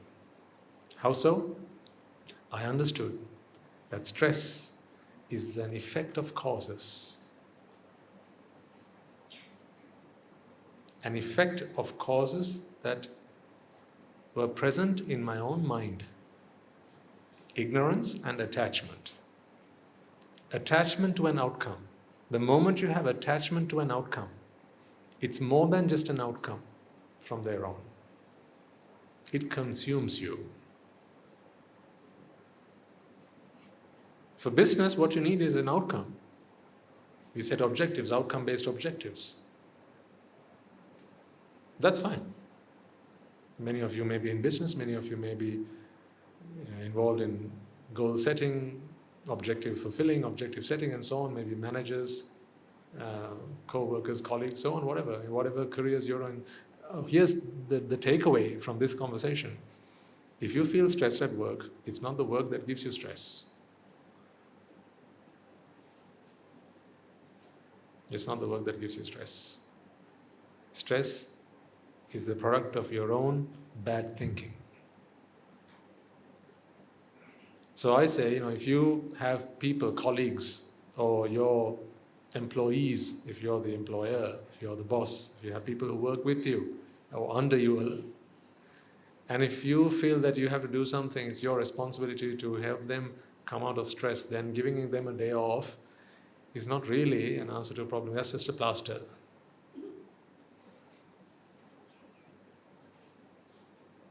That doesn't fix the problem. A day that they can go and spend by the beach. A day they could go and be with their friends or their family, because it's more stress at home anyway. Where can you be without stress? There's no way you can be without stress. It's always stress, because stress goes with you. That's the thing. If stress is mind-made, to be without stress, what must you be without? Work or mind? Mind. Where are you going to be without the mind?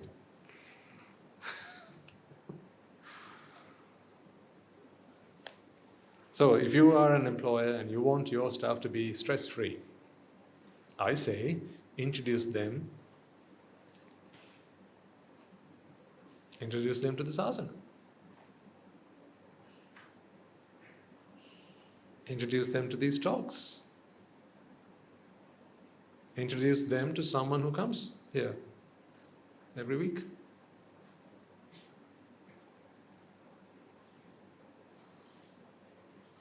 So that's the thing, just because you listen to a sermon, just because you listen to or subscribe to these talks, doesn't mean you become any less productive at the workplace. If that is what's happening, then I take no responsibility for that, because that is not what I have been asking people to do. That is not something you have learned here. For as long as you're employed, for as long as you're at work doing what work you are supposed to be doing, you should be doing what is expected of you. If there comes a point where you realize, actually, my life is not to work like this. The purpose of my life is to attain a higher bliss. I don't want to be average every day. I want to be extraordinary, whereby I achieve a happiness that does not come to me through money, through fame, through glory, through my titles, through my education, it's not the happiness that I seek in life, then talk to your boss and say, time's up. It's time for me to move on. I came to you because I thought with you I could find happiness. But today I realize that happiness is not something you can offer me. If you did, you wouldn't have to hire me. Happiness is not something your employer can give you. They can give you a paycheck. They can add a few more zeros at the end of it and make it a bigger and a heavier paycheck. That they can do. They can give you a bonus at the end of the year. They can give you a few extras, maybe throw in a pair of car keys there into the remuneration package. Maybe give you a few extra days off, or maybe even send you on a holiday to Timbuktu. But your boss cannot give you happiness. Not even my boss can. What about your boss? Tumme hi kiccanga tappa akkhataru tathagata. That's what my boss says. My boss says that I cannot give you happiness. I can only show you the path to happiness. It's your job to walk it.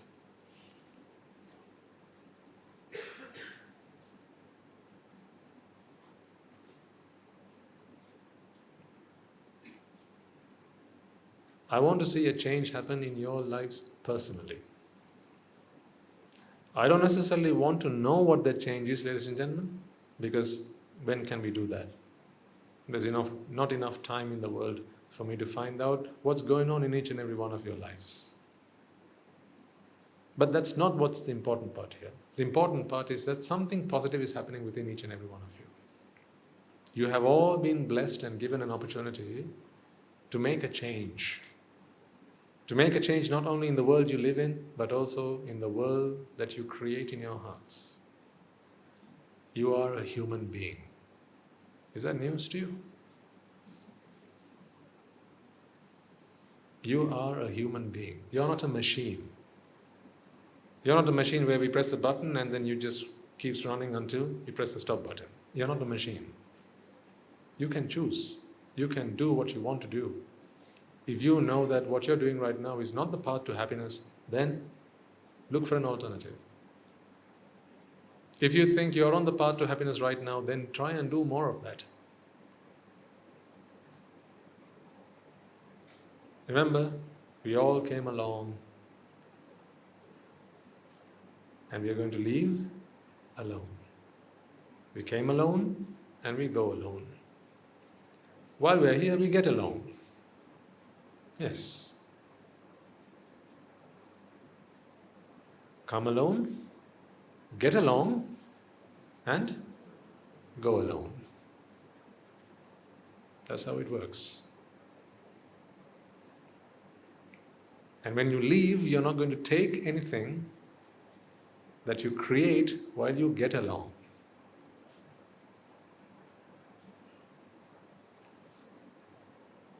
You're only going to take with you what you did alone. That's the merit that you have acquired, or the sins that you have committed, and the kusa, which is the cleansing of the mind that you have done while you're here. This is true for each and every one of you. Same here as well. I know, ladies and gentlemen, that you care about the community. I know you care. I know you care about your homes. I know you care about your families. I know you do. You're good people. There's no doubt about that. You care about your village. You care about your townsmen. You care about your workplace. You care about your colleagues. You care about your friends. You care about your relations. You care about your neighbors. I know you do. You probably care about the whole country. And you want to do your part for this nation. Great. You care about the world. You want to make a difference here. Good. All that is good. But who's going to care about you? See, don't forget that. Because that's easy to forget. It's so easy to forget because no one's going to come and remind you of that. People will come up to you and ask you, have you done the report? Did you send the email? Have you filed it? Have you submitted it? Have you started it? Have you finished it? Where's the money? Have you paid the check? Have you drafted the note? They'll come and ask you about that. What's the progress update on the project? They will ask you about that. When's the house going up? Have you sold the land? These things they'll ask you about. But tell me, on an average week, or in an average week, how many people actually come and ask you, have you attained Nibbana?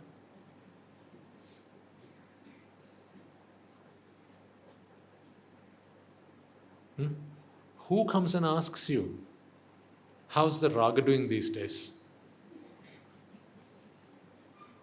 How's your dvesha these days? And how your moha is these days? Who asks you these questions? Ultimately, aren't it these three things which keep looping you round in samsara, raga and dvesha and moha? That's what I mean. I'm not suggesting that we should be ungrateful. We must always be grateful for everyone who has helped us get where we are today. Our teachers, our parents, the community that has built us. It takes a whole village to raise us and to develop us to who we are and what we have become today. There are days I have spoken exclusively in that sermon about our duty towards our teachers, our parents, our elders, and so on. We've done sermons exclusively. Go back and listen to some of them, you'll see that the Swaminatha has not spoken anything about Nibbana. All he said about is go respect your parents and do what you can for your teachers and all that. Yes, so I'm not suggesting we must be ungrateful. But remember, you also have a duty towards yourself. The greatest gift that you can give humanity is the gift of your own salvation. Think about this and tell me whether you agree with me or not. People who love you and care about you, they suffer on your behalf, don't they? From time to time at least. Take yourself back to when you were a little kid. You may remember, at least from the point where you can recall, how much your parents suffered on your behalf. By suffering, it's all sorts. When you were hungry, when you were naughty, when you were stressed, when you had a broken affair or a broken tooth, when you were wounded, either physically or mentally, when you felt like you were failing your exams, when you're struggling at school, when you're struggling to get that next promotion, when you got yourself engaged in a fight and they had to come and save you, when you're getting yourself into a relationship that you shouldn't have, and now your parents came forward to save you because they cared about you. And to this day, if they're still with you, they still care about you. No short of that. Your teachers, again, they care about you, they love you. Your friends, you call someone your best friend because they care about you the most. Then later on in life, you found yourself a partner and you thought it's time to settle down. So as a husband or a wife, they came into your life and they started to care about you. And that was a commitment for life. They committed themselves, ladies and gentlemen, to you for a lifetime. In other words, they said, till death do we part. I will be with you through thick and thin, come rain or shine. And whenever you need me, I will always be there for you and I will remain faithful to you. No matter where my heart lures me, I will always remain faithful to you. No matter how difficult it might be, how challenging it might be, I will always remain faithful to you. Because remember, it's not an arahant who's making this promise. And neither is he or she an anagami. So let's not fool ourselves to think that when they made such a commitment, they never felt the lure or the attraction of someone else. They are just the same as you. But you remained faithful. And they remained faithful because they didn't want to hurt you. See, they had to do all this because they love you and they care about you and they care for you. Now think about this for a moment.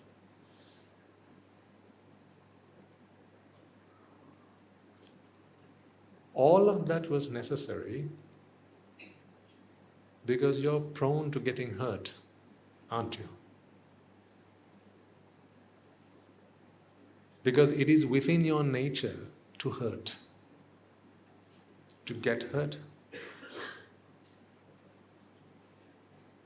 You have a tendency to hurt, not hurt others, but to hurt within, to be hurt. You cry, you get angry, you weep, you moan, you are sorrowful. And so the people around you, they don't want to see you like that. So whenever you break, they have to fix you up again. Whenever you fall, they have to stand you up again. Whenever you cry, they have to wipe your tears. Right from your mother, for your father, your brothers, your sisters, your friends, your teachers, people who care about you. I'm talking about them. Your husbands, your wives.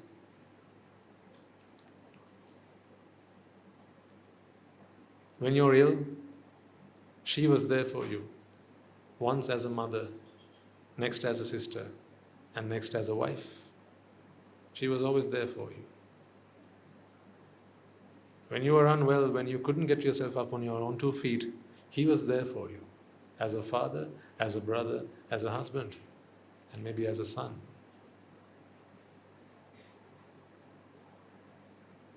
See, don't you think that you are a burden to the people who love you and care about you because you are prone to getting hurt?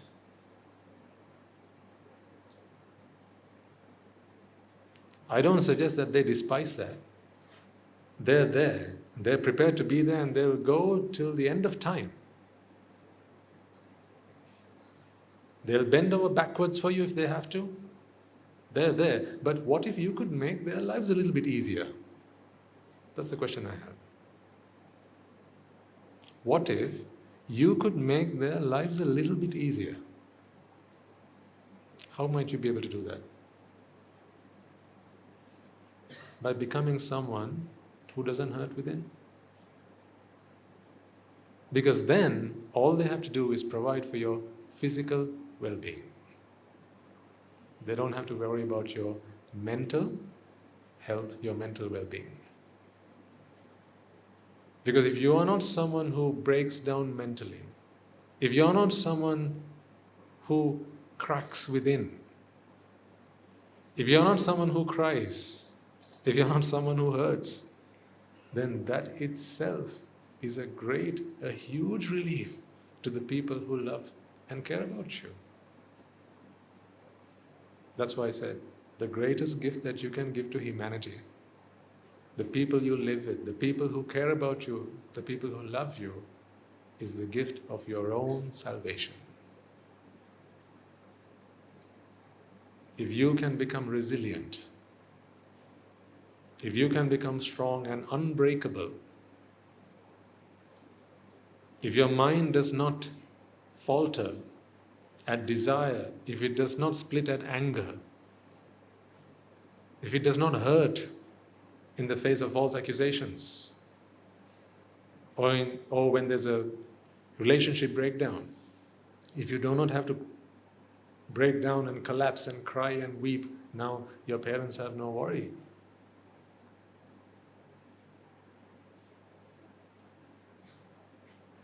Your friends have no worry. The people who care about you and love you have no worry. There may be parents here who've sent their children abroad for further education, higher education. Aren't you worried about them? Many times you'll be waiting by the phone, waiting for it to ring at the promised time. And the moment you're on the phone, the first thing you're asking is not whether they've eaten. You give them money. They have food to eat. It's about whether they're happy. Even when they say, yeah, I'm happy, I'm good, all's fine. Are you sure? You'll be prompt to ask that question, are you sure? And now you're worried. You're worried if someone might lure them to do something bad, something wrong, if they might get themselves into trouble. Parents here, in countries like ours, where you send your children off to first world countries for their further education, this is one of the biggest problems they have. It's a great fear, a great worry, and one you can't just shake your shoulders off to. It's always there until they return. So if your child's going away for a 3-year degree or a 4-year program, until they return, you can send them money, but can you send them happiness?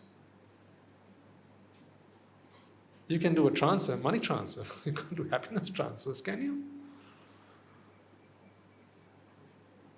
So now you're very concerned which friends they associate with, which circles they get themselves into, and you're always on their Facebook. I know. To check where they've checked in and checked out of, and who they've tagged them in their photos, who they're hanging out with.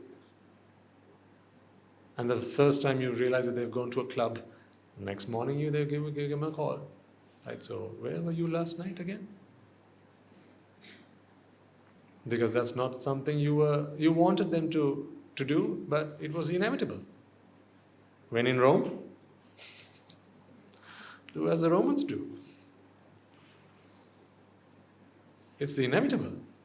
But as a parent, you can't wipe that fear. So then, you tell me, if there was one gift your child could give you, beloved parents, I ask you, if there was one gift your child could give you, for all that you have sacrificed and continue to sacrifice on their behalf, the money you have spent, that's the least of everything. But the sleepless nights, the attention that you have given them, the number of years that you have given them, the years out of your own life you have given them, committed and dedicated and devoted to nothing other than their happiness and well-being. If there was one gift that you could ask of them, what would you ask them? To be free of raga, desha, moha, right? Because then you would know that they would not fall into evil. They would not fall into the trap of bad association.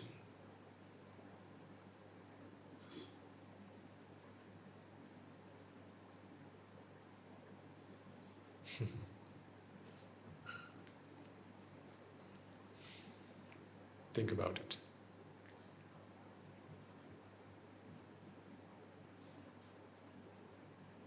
Think about it.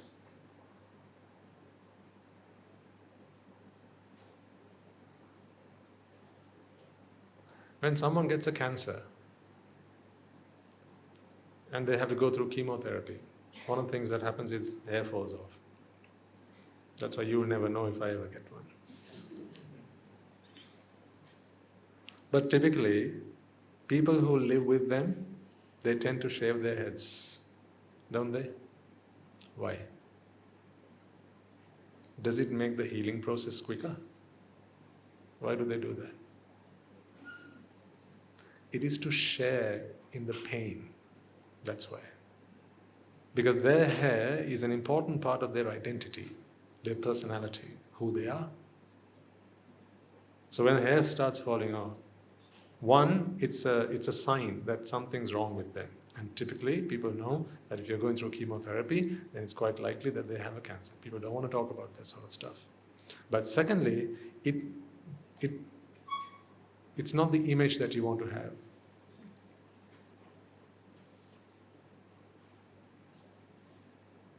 Because your hair is part of your branding. It's not just a Rolex that you wear on your wrist, it's also part of your branding. So it hurts. It hurts where? When you start losing your hair, where does it hurt? Where you have the cancer? No, then it hurts the heart, it hurts the mind. So what do people who love you and care about you do? They try to share in the pain by shaving their hair. If they knew that you don't feel that kind of pain, they wouldn't have to do that, right? That's what I mean. People who really love and care about you, they are not free of the burden of your mental agonies. Whenever you're hurting, ladies and gentlemen, people who love and care about you, they also hurt, by extension. And you can't stop that from happening to them. When you're crying, you can't go up to your beloved mother, your father, and say, I'm crying, but don't you cry. You can't. Because they can't stop.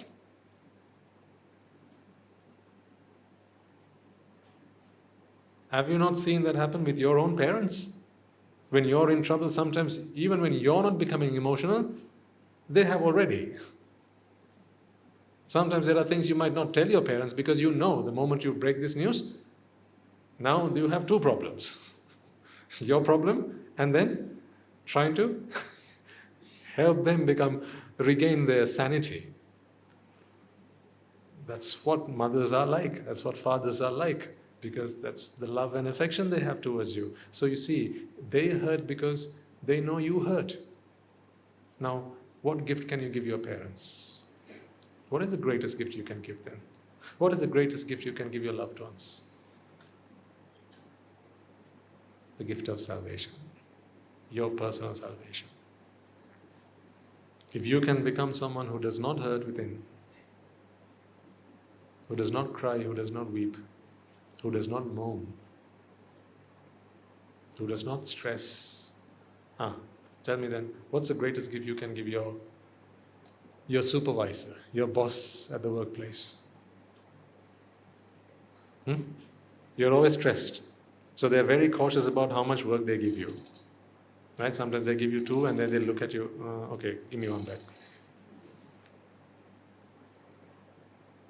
But if you can become someone who doesn't stress, now there's no stress testing to do. Yes, you have you only have 24 hours a day within which you can get everything done. But that's a physical restriction or a constraint rather than a mental constraint. You can't think of 2 things at once because every chitta can only take 1 object. Right? But that's a physical constraint. The stress that comes with it, that's mental. That's why I say the greatest gift that you can give to your loved ones is the gift of personal salvation. Work to that. I have given that gift to my parents. Today they know that even on the day of their passing away, only one of their children will cry, not the other one. But will I be there to fulfill my duty? Absolutely.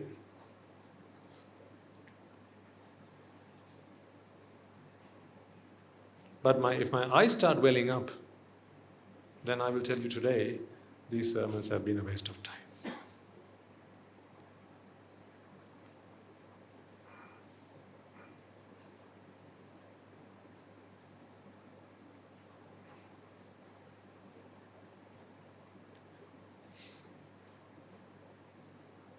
Because sorrow is not something that comes to you from someone's death.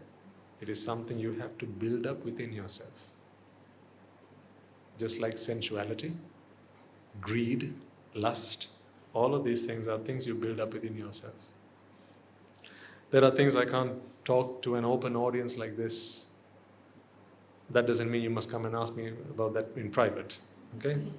But in our Anagarika program at the monastery, particularly when they first arrive, right, there are young men and maybe even women, but there are nuns who handle that side of the training. There are young men who struggle to give up certain, shall we say, habits.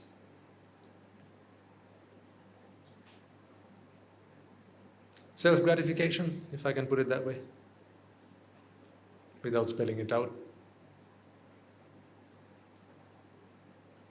So it's a habit they have had in their lay lives, and now they have come into the sasana and into the monastery, and that's not something they want to do.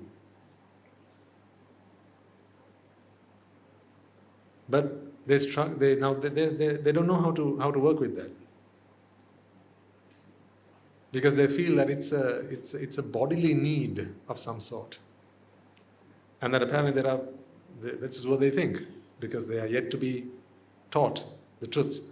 They think that there are aspects or parts of their bodies that ignite the need for that in the mind, and then the mind has to play ball.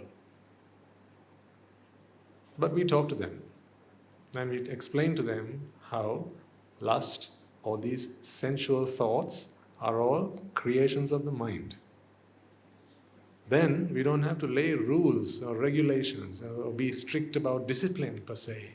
Discipline is there, yes, and we all strive to adhere to discipline. But you can't beat desire out of someone.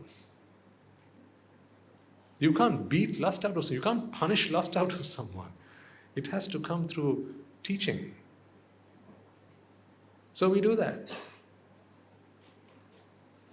So people who've had habits who they thought never in their life might they be able to let go of, through careful instruction and guidance and explaining the Dhamma to them, they begin to realize, hey, I thought these sensual thoughts, these lustful thoughts that I got were thoughts that were transferred to me by a woman, by a female.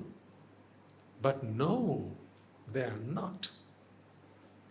These are products of the mind. These are my own creations. 0% of that came from a woman. 100% of it was self-made. So now if you want to be free of it, you just need to understand the workings of it. How much energy do you think, ladies and gentlemen, is lost among our youth, among people in the world, in the pursuit of these sensual pleasures? This is energy that's lost. We talk about energy conservation. What's the point? How much energy is lost every single day?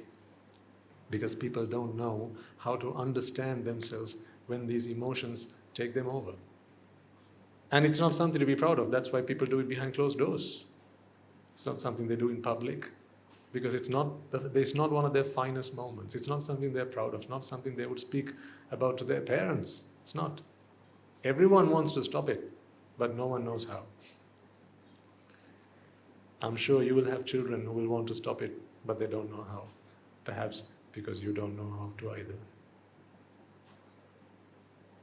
But if there ever comes a day where you feel, you know what, enough. I know this is just ruining me, destroying me from the inside. This is not how I want to be spending my life. I am more than that. I'm better than that. I'm a respectable human being. I'm a respectable man. I'm a respectable lady. Should I be engaging myself in this kind of conduct? Is this who I am? If that day ever comes to you, it may not. If it does, don't despair. All you have to do is understand the truth. Here's the simple philosophy we have at our monastery. If there's anything in life that you don't want, ladies and gentlemen, don't throw it away. Bring it close, study it.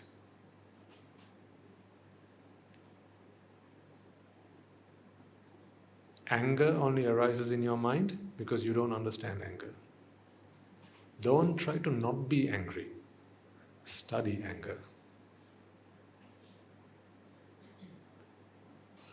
If fear is something that worries you, don't try to not be afraid. Don't try to not be afraid. Take fear and study it. Study fear. If lust is something that gets the better of you, the aim of the game is not to try and not be lustful. Turn your eyes away. Shut your eyes off. Ask people who you feel ignites lustful thoughts in you to never come near you. That's not the way it works. Only fools do that. The art of it is to study what lust is. What do you think the Bodhisattvas studied under the Bodhi tree? he studied suffering, dukkha. And then he realized the Four Noble Truths of dukkha. See, how can you realize the truth of something unless you study it? He didn't shun it away. He brought it to him and he contemplated and he studied. So the only path to freedom from suffering is to study it. So, if that's what you want to do, then that's what we're here for. That's what the sasana is here for. To help you study anything that you don't want. All those demons that keep you up at night. All those fears, all those griefs, all those times you regret, you repent, you are not proud of. All of those things. Study it. Bring it to the lab of life. Bring it to the university of life. We are not afraid of lust. Lust is afraid of us. We are not afraid of fear. Fear is afraid of us. Because when fear sees us, it runs away. I can make this claim so boldly because it is what I have done with my own life. So gone are the days, ladies and gentlemen, where you have to be afraid of fear and run away when you see fear with your tail behind your legs. You don't have to do that anymore. When you see fear, invite it. When you have sorrow, don't run away.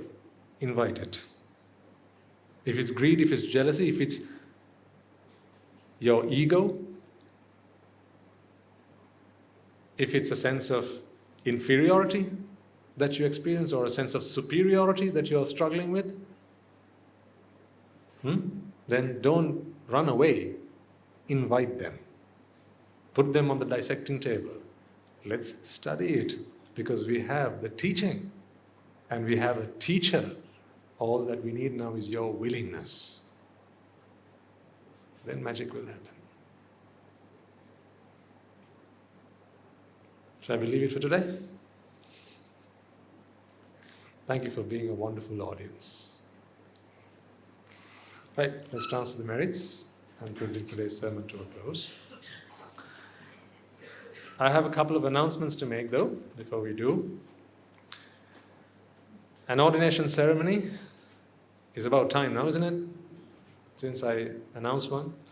So on the 3rd of May, always a Saturday. Our ordination ceremonies are always on a Saturday. On the 3rd of May, 13 young men will be going forth into the sasana. And I most cordially invite all of you to be present so that two things can happen. One, you can extend your blessings and your heartfelt wishes to them such that their journey may be a successful one, but something even more than that, because the first one is the collective success. But number two is your personal success. Because when you're there and you experience that, you watch that, that is a wonderful moment to make a resolve for your own self. Because that is a great environment in which you can make a resolve.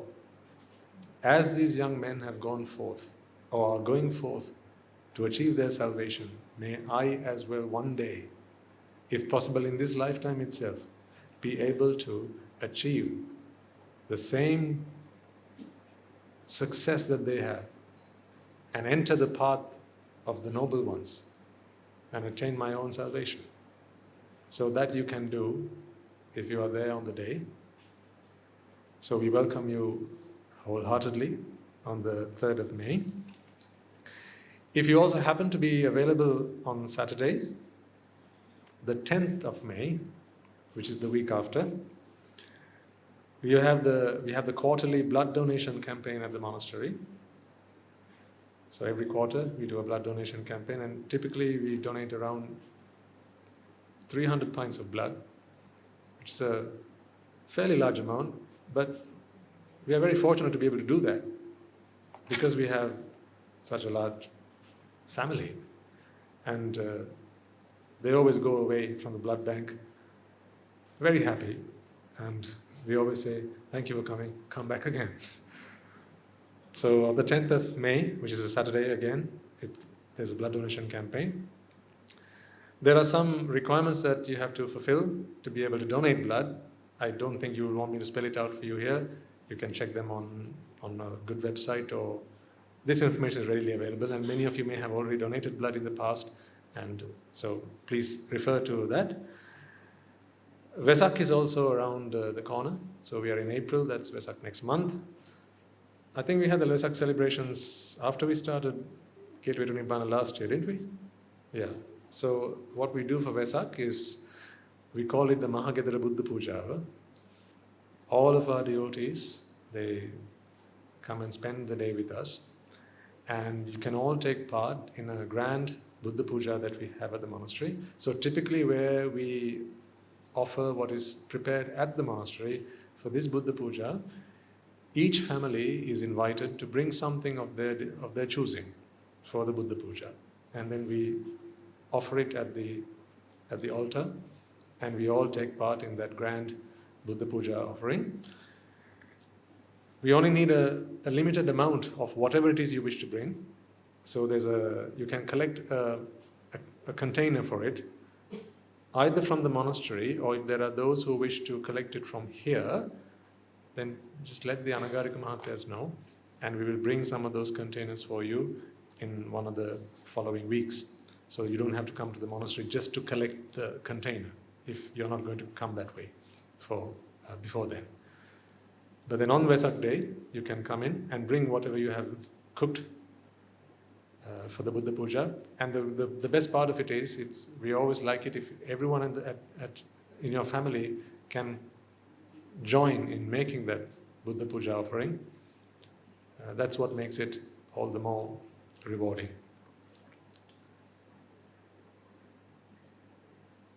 Okay, and further details I will give you in weeks to come. So those are 3 dates for your diary. One is the ordination ceremony, the 3rd of May, the blood donation campaign on the 10th of May, and then the Vesak program on Vesak Day, whichever date that is in the diary, and I can't remember that. Okay, let's do a transfer of merits and bring today's sermon to a close. Let us all take a moment then to transfer all the merits that we have all acquired by making offerings to the infinite virtues of the Noble Triple Gem, inviting the Swaminivas to deliver the sermon, and creating a conducive environment for all to come along and practice the Dhamma and listen to the preaching. Let us take a moment to transfer this merits to the bhikkhus and bhikkhunis, upasakas and upasikas who have since time immemorial protected and preserved the sublime teachings of the Buddha and passed it down through generations of the noble lineage in the form of the Tripitaka, which is thankfully available to us today to study, understand and comprehend the Dhamma.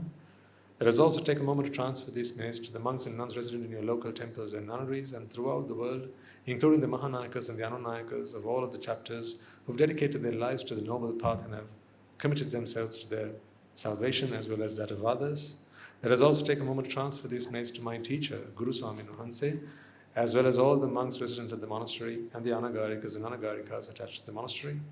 Let us also take a moment to transfer these merits to those who make great efforts to disseminate the teachings of the Buddha, be that by translating these talks, sharing them out with others, or inviting others to join them.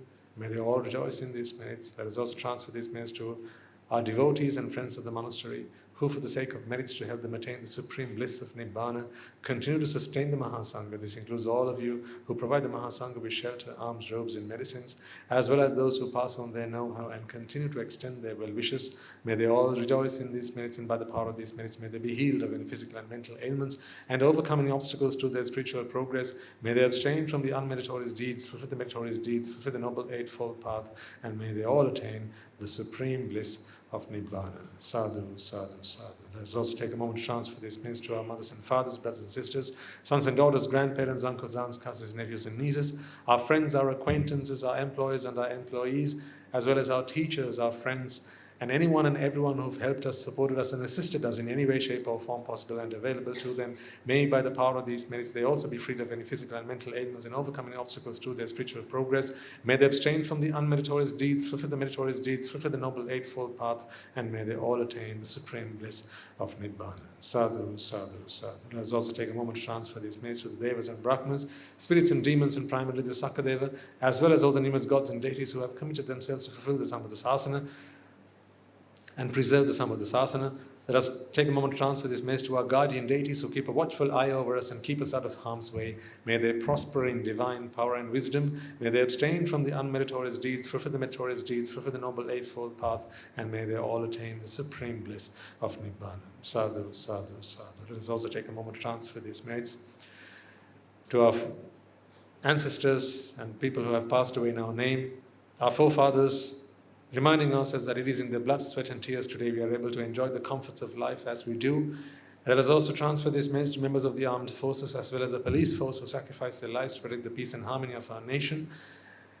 And also transfer this message to those who lost their lives in natural disasters and calamities such as tsunamis and earthquakes, landslides, fires, floods, and pandemics and so on, reminding ourselves that in this infinitely long journey of samsara, they will all have been mothers and fathers to us, friends to us, siblings to us, and people who will have gone the extra mile on our behalf.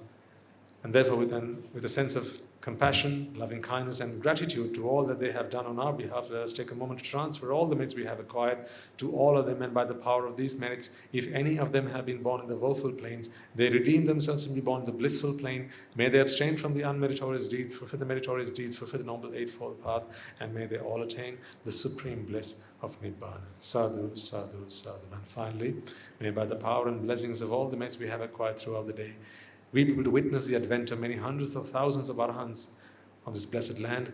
And finally, may you and I and everyone who's helped make this program a success become a Rahatan Vahanse or an Arahat Theranin Vahanse in this very life itself and in the era of this Supreme Buddha itself. Sadhu, sadhu, sadhu. May the blessings of the Noble Triple Gem be with you all. The members of the Mahasangha will now transfer their blessings to you.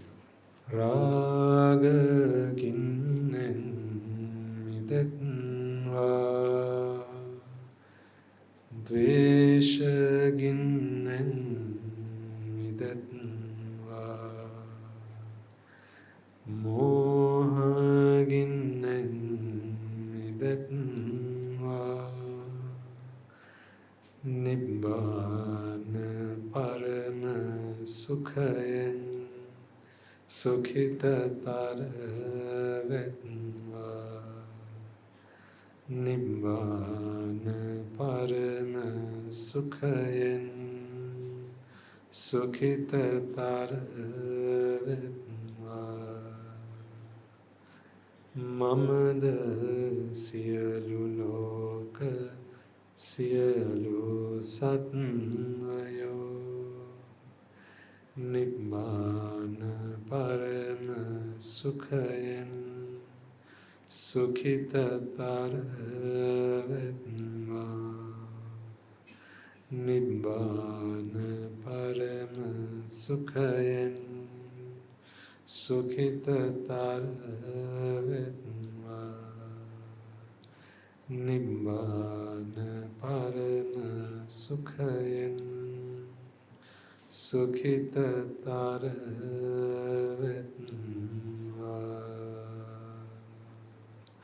Rajagini niveva,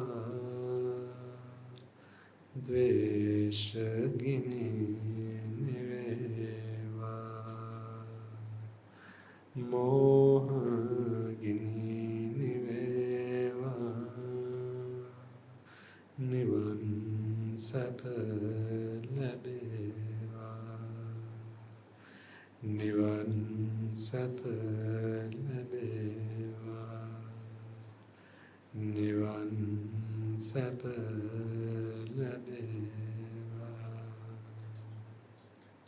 Tundruange, Suisi Ananta Mahaguna Belin, Silu Loka, Silu Satyoma, Nibbāna Paramasukhen, Sugati Tarvetva. Sadhu, sadhu, sadhu.